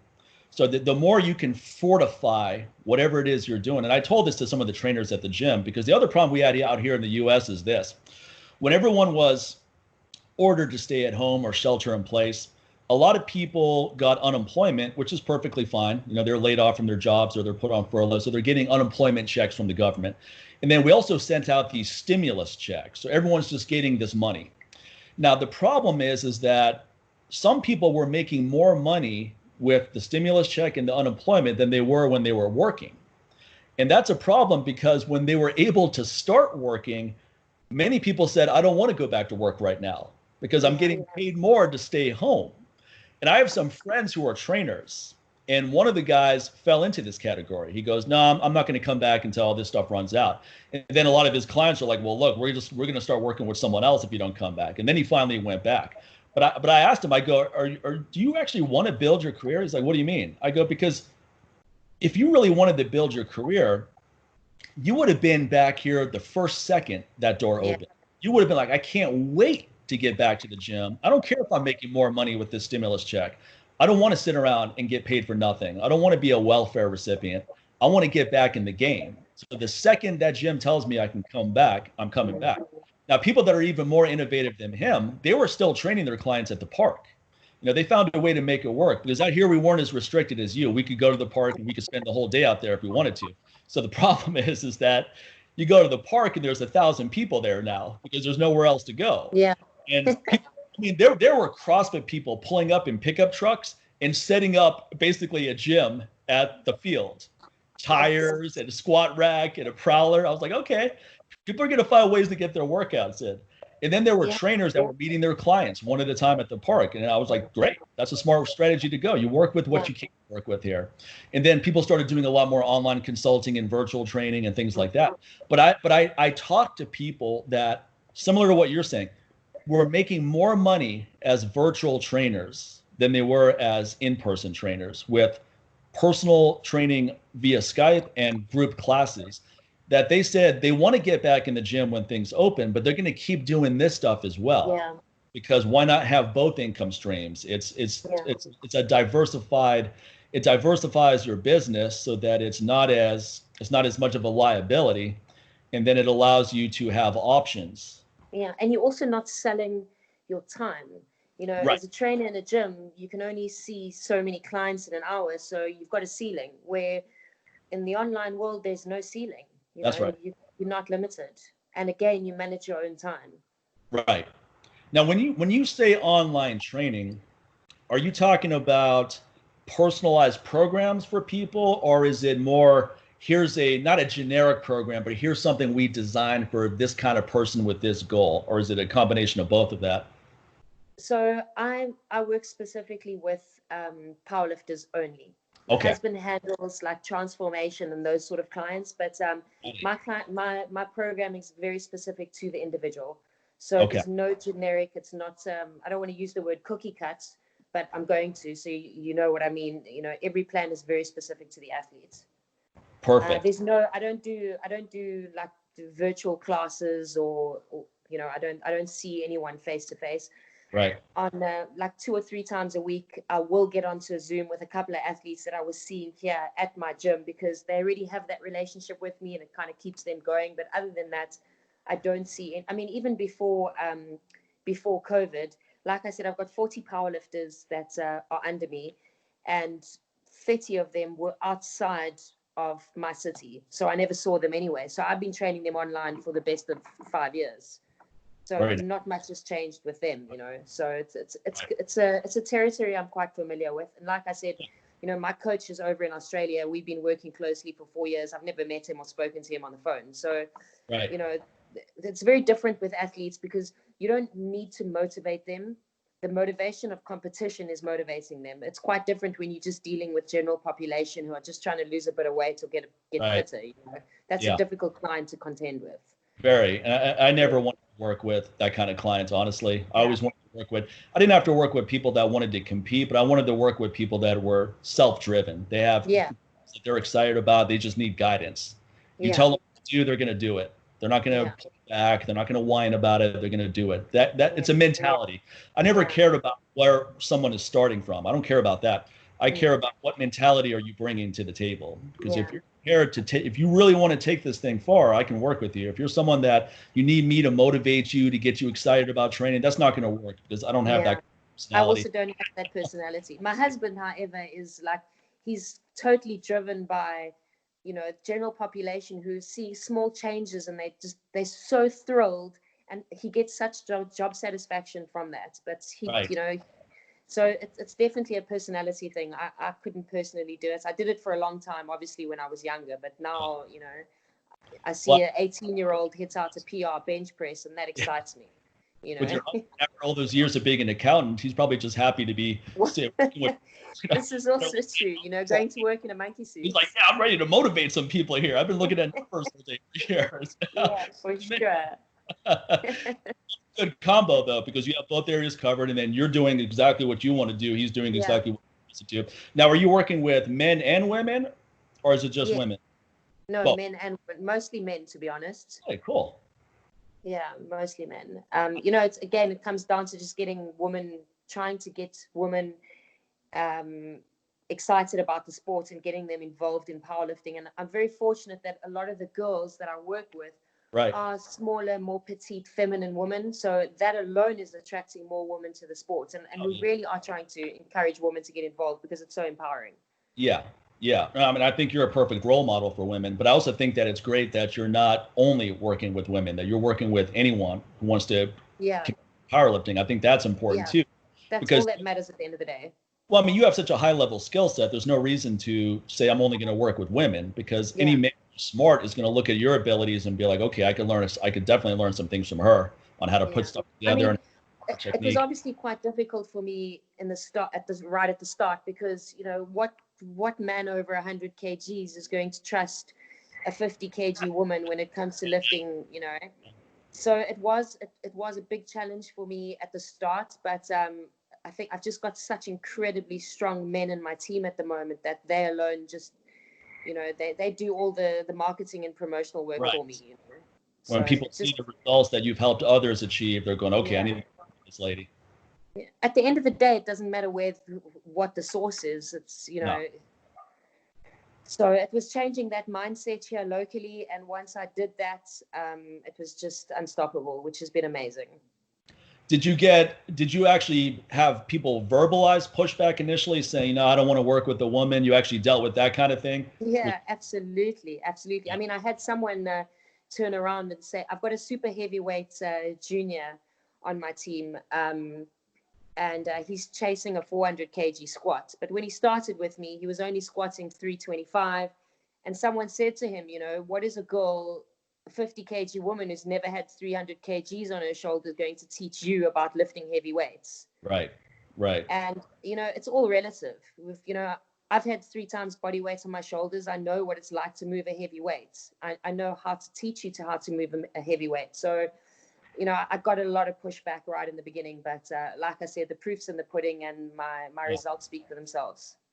Well, it's such a limited way of looking at things too, that person's pushback, because, okay, let's say you find someone who has achieved that goal. That doesn't mean that they know how to teach you how to do it. They may just have achieved it. Doesn't mean you're a good instructor. It's like saying, look, we want a former professional basketball player to be our coach. That's a requirement.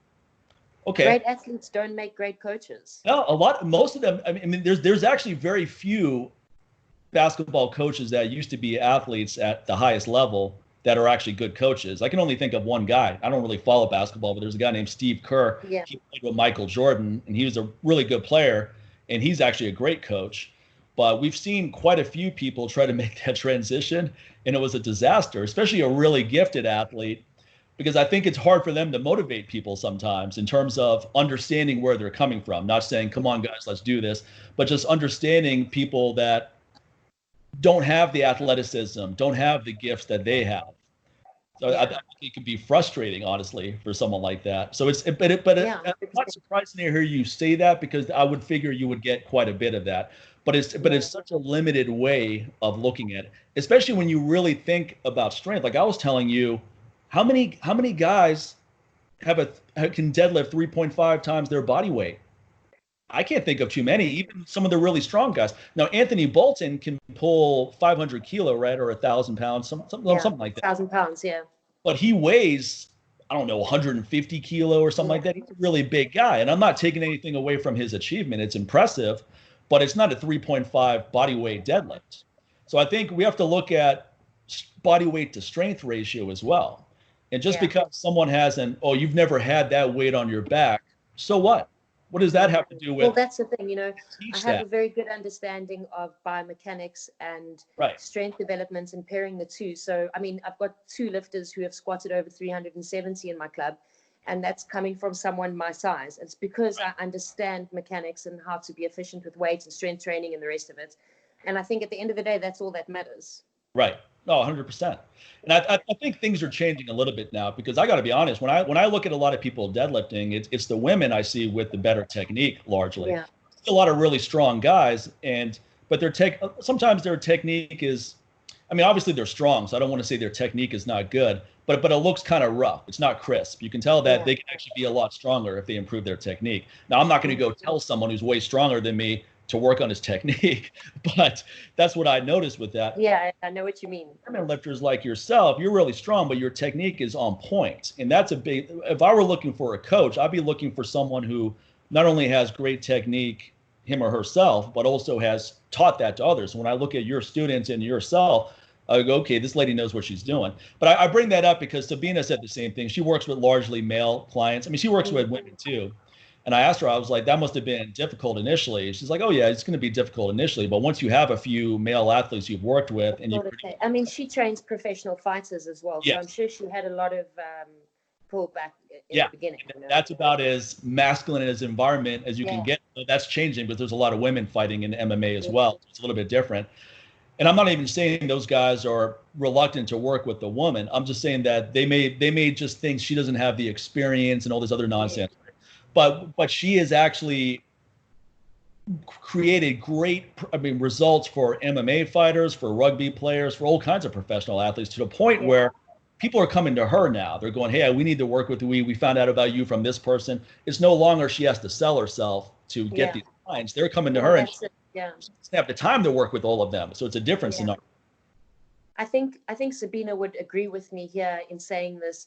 I think because we're women and we don't have that natural strength that men do, we really have had to work very hard for the strength that we do have. So we failed many times at many things, which means we've had to work out how to become efficient, how to become better, how to get strong through weaknesses more than the average male trainer would, because strength comes so much more naturally to men. And I think that is where women strength coaches have the upper hand, is that we've struggled so much more in strength. I mean, any man, well, most men should be able to walk into the gym and do a pull-up. Just one pull-up, most men will be able to do. But 95% of women cannot walk into the gym and do a pull-up. Yeah. You know what I mean? So something as little as that we've had to, skill we've had to learn, it's really given us. It's really impressive. You know, both of you can do pull-ups, so that's really impressive. What's funny though is that I would estimate 95% of guys at the gym I go to probably can't do pull-ups. You know, that's how low the bar. Nowadays you're right. You're right. Today's society, I'm not sure if they could do 10 push-ups, but very few guys can do pull-ups, and certainly not a lot of pull-ups. Yeah, you're right. I think women deal with these kind of challenges in every professional field, though. So whether she's a lawyer or a doctor or a dentist or whatever it is, it's always you have to be better than you can't just be as good as your male counterpart. You have to be a lot better. Yeah. Just to get the respect of being just as good, you actually have to be better. So that's the challenge that comes with it. Yeah. Well, wow, this has been a great conversation. We've been on for almost 2 hours. So have we? I haven't even noticed. Well, it's been great chatting to you. I mean, I can't believe you were here 2012. You said, I can't believe 8 years have gone by. It just, like you said, it feels like yesterday.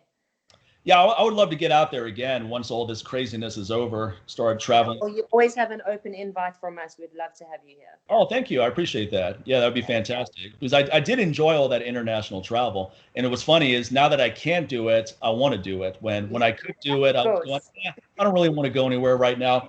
Now I'm going, I can get out of this town, man. Where are we going to go? I got to go somewhere. I'm tired of being in Vegas. Yeah. So where can people, do you have a website with all the online training stuff? Where can people find out about what you're doing? I don't. We're busy setting that up. Otherwise, Instagram and Facebook are the places to find us, where we are the most active. I have a website, but it's for my gym, which now no longer exists. So we're in that transitional period. We're going to move everything over. So you're getting from social media. That's where you're largely getting people. 99% of my business comes from social media. I mean, and you'll know social media is hard work. It is, yeah. It's hard work. I didn't really know. I wasn't using it effectively. I mean, first of all, I got rid of Facebook and Twitter because I just got tired of using them, especially Twitter. Twitter is just a lot of people shouting at each other. Just a lot of trolling. I was like, I don't need to be on this. This is stupid. And then Instagram, I was going, I don't know what I'm doing with Instagram in terms of, is this actually helping my business? Because it was very random what I do with it. But once I started doing this show, this YouTube show, I was able to take these 2-3 minute clips and post that as content. Yeah. And all of a sudden I go, okay, this I can get into, because every time I do a conversation, I've got content, and a lot of people aren't going to watch a 2-hour episode. They just don't have the attention span. Yeah. Get a lot of people to watch 3-minute clips. So Instagram is useful. Take valuable pieces from it. Yeah, exactly. You just take these, and there's been plenty with this conversation, and we'll have a lot to post on there. So now I feel that I actually am leveraging Instagram in a way that effective. It's a very powerful tool, and it's free advertising. I mean, there's so much you can take from it. Yeah. And I do it very indirectly because I sell nutrition supplements, but I don't want to post about that every day because that's just too commercial. Like, hey guys, go check this out. Oh, I got a sale on. I just don't want to do that. I look at social media as, if I were having people over to my house for a little get together, I'm not going to start pitching people my products. It's like, hey, you having a good time? Yeah. Okay. Well, let me tell you about my testosterone booster. I mean, looking at you, Joe, you could use this. And I know your wife has a lot of estrogen dominance. I know you complain about her being an egg all the time. That's too much estrogen. So let's get her on this. So what I like to do is I want to create a fun environment where I'm delivering a lot of great content. And then I talk about issues that are important to me, like human trafficking, especially child sex slavery and stuff like that. These are really important issues that I want to bring more awareness to, so I can use it for things like that. I'm not going to just do that because that's depressing after a while, but I am going to put it out there. Yeah. So it's a place now where it's for me just to express whatever's on my mind. And then what happens is if people like your content, they go, how do I find out more about this person? And they go to your website and they go, oh, wow, I didn't even realize he had all of this. And then it's a long-term strategy, but to me, it's a more effective, it's somewhat of a Trojan horse strategy, because if Instagram's not useful for my business, I'm not going to be on Instagram. But while I'm on there, let me do a lot of other stuff too that has nothing to do with my business that I think is going to be useful for people and causes I care about. And then as a result, people are going to find out about me and they're going to want to go on there. I mean, I was on this guy, Rich Roll's podcast a couple of years ago. It's a pretty big show out here. And I didn't talk about my business once on there. I think I talked about the supplements one time for a second. And I got so much business from that episode because people just liked what I had to say, that they wanted to go learn more about me. And then they go, look, I liked what he had to say on there. He seems like a trustworthy guy. Let me try some of this stuff out. So I think that's the other thing, that a lot of trainers are very desperate, or people in the fitness industry. They're always trying to close people. So they're always constantly pitching people and they're trying to get new clients all the time. And my attitude is positioning is way more effective than prospecting.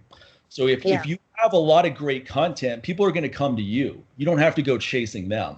And when they come to you, it's a much easier sell than it's the equivalent of me going to one of the casinos and just handing out business cards.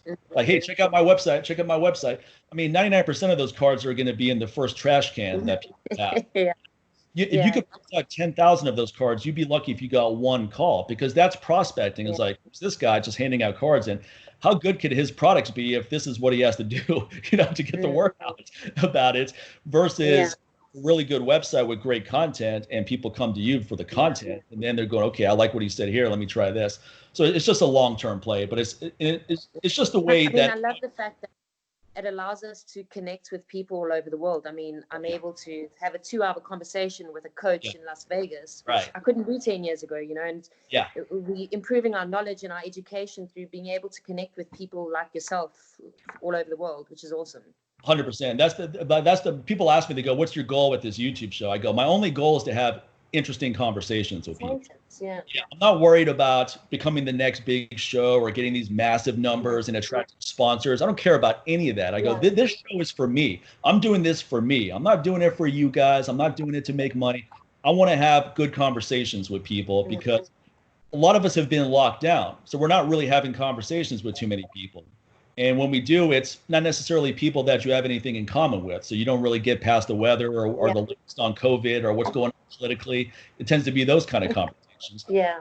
This show, I'm able to contact people like yourself where we have a lot to talk about and have a really good conversation. And then other people are going, hey, I need some good conversations too. Yeah. So everybody's locked down. So it's not hard to get people because nobody's a busy schedule right now. They're Nobody's going, got plans. Right now, let's do it tonight. Call me right now. It's been cool on that front too. That I mean, I haven't done one of these episodes where we didn't talk for at least 2 hours. I think one episode was that, and that's only because the guy had to go. He wanted to keep talking. But because people are hungry for conversations too, to go back to your earlier point, we took it all for granted. We took it all for granted. Myself included. Me going to the casino on a Tuesday night playing blackjack, took it for granted. Me going to concerts every time there's a good event coming through, took it for granted. Just going to a restaurant and having a meal, took it for granted. The ability to get on a plane and fly to another country. I mean, all these things that I did and didn't even really appreciate. I mean, I appreciated it, but not to the degree that I would now when we eventually get back to some direction of normalcy. And then also with the other person who are going, hey, this time next year, things may be normal, so you shouldn't shut down your gym. We don't know that. We don't know what's going to happen next. It may not be normal next year. This thing can go on for a long time. It's already gone on way longer than anyone expected. Mm-hmm. I don't really see what's going to be different even in the next several months. And until these numbers start going way down, I really don't see any kind of grand opening. India just went back on another lockdown. They opened things up, numbers went way up, they locked it down again. We may lock down again here in Las Vegas because our governor is he likes to play it really safe. Let's just put it that way. Yeah. He's going, we're not going to choose the economy over lives. I go, well, at some point, it's not going to be a choice of the economy over lives. It's going to be we're losing lives because the economy is because of the economy. Yeah. So we're in a real mess right now, and we haven't been through something like this since the Spanish flu in 1918. Yeah. It's not like we have a lot of history to go on of how to handle experience. Yes. Yeah. So everybody's just trying to figure it out. I mean, in Sweden, they didn't lock down at all. They just did social distancing and they kept their economy going. And their numbers are higher than Denmark and Norway. But by this time next year, it may be the same. And they didn't shut down their economy, though. That's the difference. We shut down our economy, and it did. We locked down for 3 months. It didn't improve anything in terms of getting COVID numbers down. All we did was delay the inevitable. All we did is, okay, we're going to shelter in place, so we're not going to be exposed to it. And then hopefully the bully's going to go away by the time we leave our homes. It's like, well, the bully's still here. The bully's been waiting for you to leave your home so that you can get infected. So all we did was delay the inevitable. People are like, oh, we're in the second wave now. No, this is the first wave that was interrupted that is now continuing. It's not a second wave. Now, this is just I'm by no means an infectious disease expert, but this is just my take. Yeah, just trying to be logical about this whole thing. Yeah. So I don't think we can hide from this is where I'm going. No. We have to go through the fire together. And some people are going to die, just as people have already died. More people are going to die. More people are going to get seriously. People are dying from illnesses daily already. Exactly. Yeah. Exactly. In some countries, they're going COVID. We've been dealing with this kind of famine for a long time. Some parts of Kenya. Well, that's the thing. This year in South Africa, we have more deaths yearly from TB than COVID has come anywhere near. This is right. It's nothing for what we're used to here in South Africa. So it just makes it that much worse for us because we deal with much bigger things on a daily basis already. Right. What was the justification then for shutting everything down in South Africa? Have the numbers been really high, the infection rates and the death rate?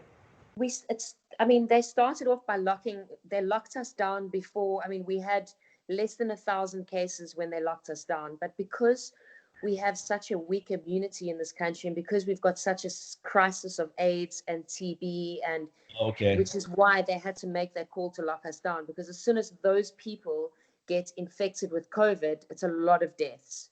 We don't have the hospitals to keep up with that sort of care, So that's where the thinking came from, and I completely understand it and I support it, of course. But a third world country like ours, having the economy closed off the way. I mean, it's the worst thing. It's going to take us years and years to come back from this. Yeah. And what it's done to us in the interim, I mean, the likelihood of us being able to travel internationally to, buy things, from the US, we can't.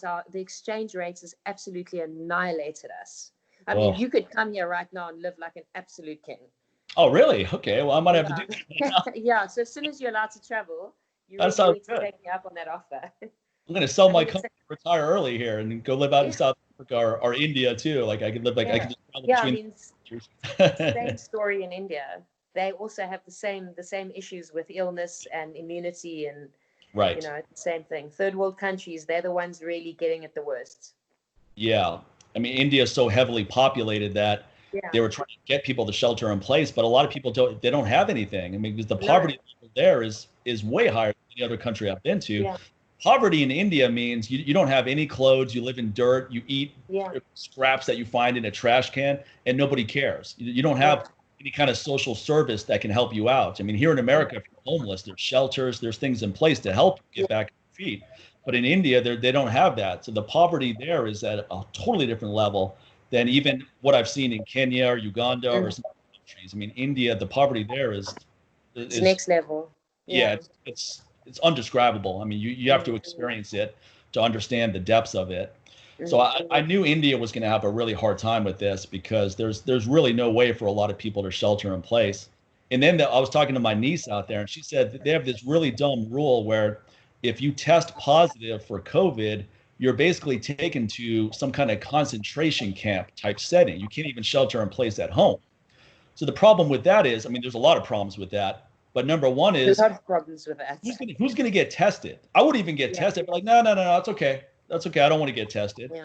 So the numbers they're recording aren't even a good indication of what's really going on there. Right. Now, here in America, what we have is we have a lot of shenanigans going on at the hospitals. And what I mean is for every COVID case they report, they get a $13,000 payment. And for every person they put on a ventilator, they're getting paid. They're basically incentivized to do all those things.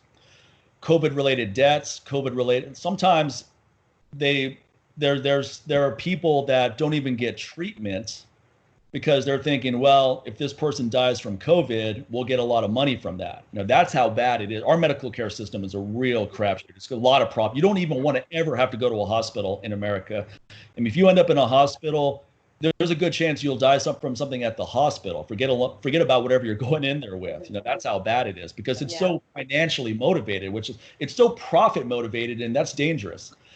Now, with the numbers though, if you even show symptoms of what looks like COVID, often that's put down as COVID. You could just have the flu or something else. There was a guy who died in a car accident with COVID, but he died from the car accident. But the death was reported as a COVID death because that's more financially beneficial to do that. That is unbelievable. So where I'm going is I don't believe first of all, I'm not someone who denies that this is a real problem. Of course it is. I understand that. I get that. But I don't think our numbers are accurate. I think it's probably significantly lower than what's reported. But in the news, all we hear is death toll has now surpassed 150,000, more deaths today than ever, and the infection rates are going up. And now all these states are in the red zone. I mean, I was just watching it today, and my state's in the red zone too. So it's this fear-based mentality though. And now if you don't wear a mask and you go out there, people are going to be like, wait, where's your mask? You got to wear a mask. And it's going to get to a point where now that gyms require you to wear a mask, a lot of people are just canceling their memberships right there. I've seen it happen. When I went in yesterday, they're like, hey, you have to wear a mask at all times now. And right away, I was about to say, well, let me go get my chains that I let you guys use, and I'm going to go home and train because I'm not going to get that. But then I was like, you know what? Out of curiosity, I'm curious to see how I'm going to do with this mask on. So I just wanted to see it. And I did better than I thought I would do it. It wasn't too big of a deal for someone like me. I've got good respiratory health. It was still a nuisance. Don't get me wrong. I mean, a couple of times I had to pull it down and just take a couple. To get it was ridiculous. It's just ridiculous that you have to wear it. So a lot of people are going, just put my membership on hold or cancel my membership. I don't want to deal with that. Yeah.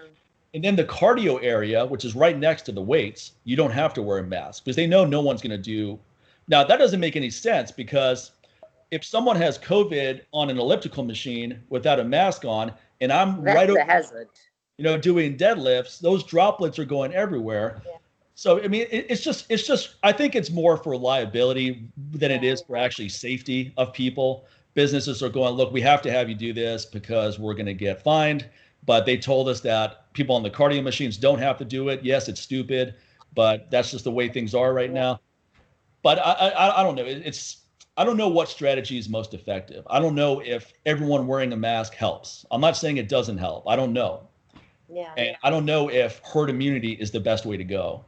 But I do know that the negatives of the lockdown are real globally, and not just economically, but there's been big increase in domestic abuse, child abuse, even pet abuse. Gender-based violence.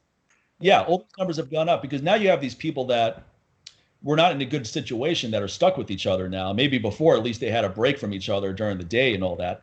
But the domestic abuse places have said our call numbers have gone down. But that's not a good thing. It's gone down because no one's calling because they don't have anywhere else to go. So why bother reporting it? They can't go to a shelter when there's no shelter to go to.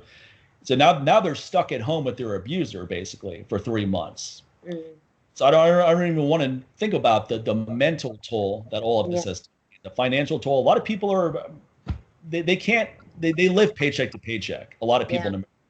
America is a first world country, quote unquote, but most people out here live paycheck to paycheck. It's a small percentage of people that have any savings in the bank and have debt. So when you live paycheck to paycheck and then you can't work for 3 months and it's taken a month to get your stimulus check, or maybe you never get it because the money ran out with the stimulus check. So a lot of people who really needed it never got it. And then same thing with unemployment. The lines are so long that not everyone even has the ability to go stand in line for 10 hours to get their unemployment check. And then the website kept crashing. So long story short, a lot of people just weren't getting any help. Now, what do you think those people are going to do when they take care of their family? They're going to do crimes that they don't even crime rates go up. And that's happening as well. So, and then, I don't know. I could go on forever with this, but we all have our stories. We all have our stories. Everyone I've talked to I talked to people they go, here's what we're dealing with. I'm talking to you. Here's what we're dealing with. My niece in India, here's what we're dealing with. So we're all dealing with this. We're all on the same page.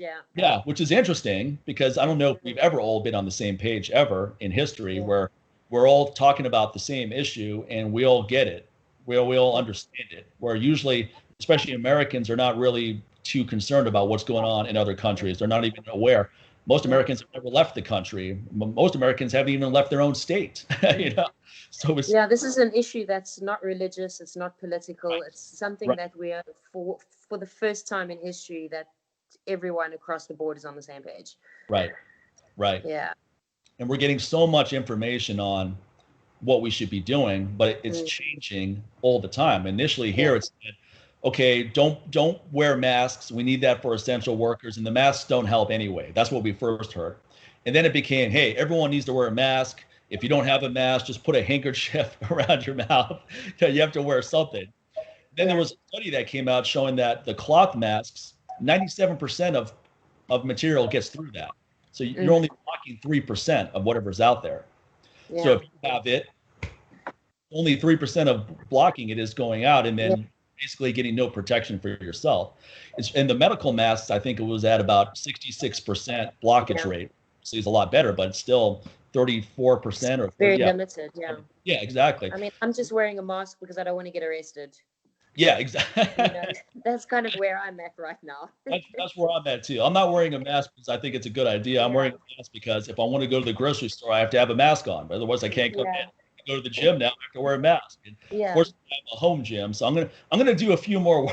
I'm gonna do a few more workouts with the mask, just out of curiosity. But I don't know how long I'm gonna be able to sustain that because I can't imagine it's gonna help performance. That's for sure.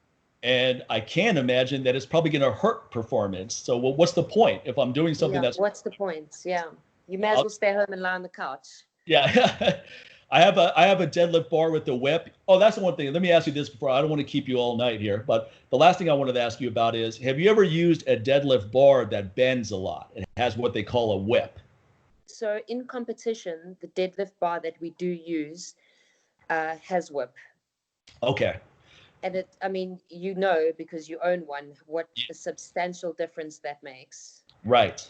Yeah. So in my gym, I don't have a bar with whip. I use a Texas deadlift bar, so there's no whip. And sorry, I don't use a Texas deadlift bar. I've got sorry, I don't have one. And I think it's worked in my favor because I'm training under such difficult conditions. Right. That it comes to the platform, and my max on the platform is always way better than what I've ever done in the gym. There we go. That's what I figured it would be. See, because I have 2 barbells at home. I have the barbell I had before I got this bar doesn't bend at all, no matter how much you put on it. I mean, no matter how much I put on it. I mean, no bend. And I find that significantly more difficult than the bar I use at the gym, which doesn't bend a lot, but it bends a little bit. So you get a little bit of a whip. Yeah. Now, the Texas barbell that's a totally different feel.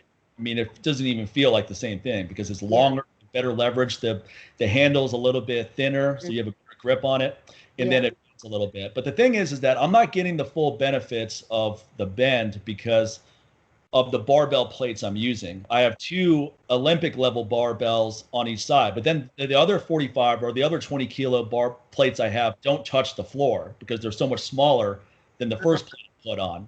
So if I have 5 plates on this bar, only the first one is actually making contact with the floor. With the ground. And that makes it a lot more difficult because when I first started using it, I was like, wait a minute, I thought this was going to be a lot easier than that. And then I looked at it, I'm like, okay, that's why it isn't. Because Mark Philp explained to me why the bend helps so much. He goes, when you pull the bar, first of all, you're pulling from about maybe an inch or 2 higher, just off the floor. That makes a difference. But also the weights on the side. So if you're pulling 5 plates, 3 of those plates are connected to the floor while the first 2 plates come off the ground.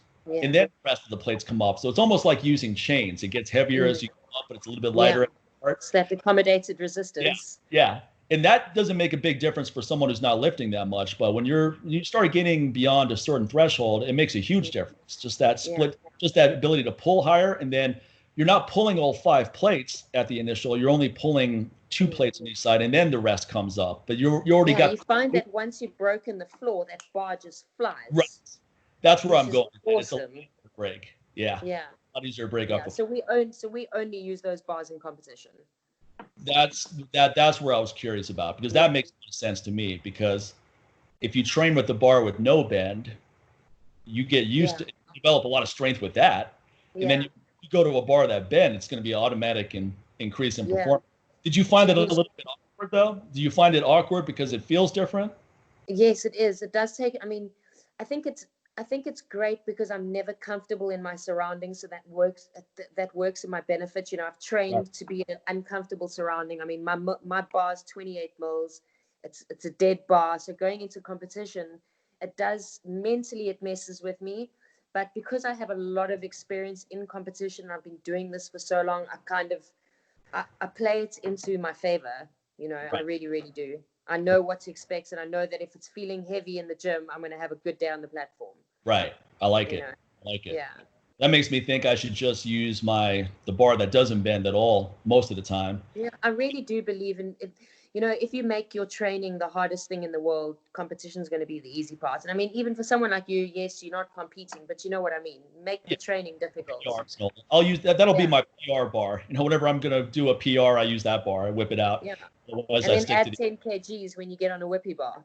Yeah, because I told Mark Philp, when I pull 6 plates, I want to do it at your gym because he's working on some goals too. I go, maybe we could film something together. And I asked him, I go, what kind of barbells do you have over there? Do you have ones that bend at all? He goes, no, ours don't bend at all. I'm like, okay, I'm going to bring my barbell with because I'm not going to use that bar. I want to stack. I'm using the belts. I'm going to stack the deck in my favor of getting the most impressive lift because no one wants to know about all these things about the bend and all that. You know? Well, that's the thing. Yeah, people don't know. Yeah, 6 plays is 6 plays. No one's thinking, oh, but he's using that bar. Okay, that's the only reason he was able to do it. Well, hey, this has been great. This has been awesome. This is a great conversation. Yeah, it's been awesome.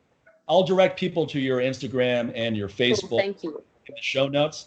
And then when I post these, when I start populating these clips on Instagram, which will probably be as soon as later on today or tomorrow, I'll tag you in each of those posts too, so that you'll get. Thanks, Mike. all that. Yeah. And I'll definitely share it to my platforms as well. It's been so awesome chatting to you and just catching up again. Yeah, this has been great. Let me go ahead and stop recording, because if I sign off without stop recording, I can lose the whole episode.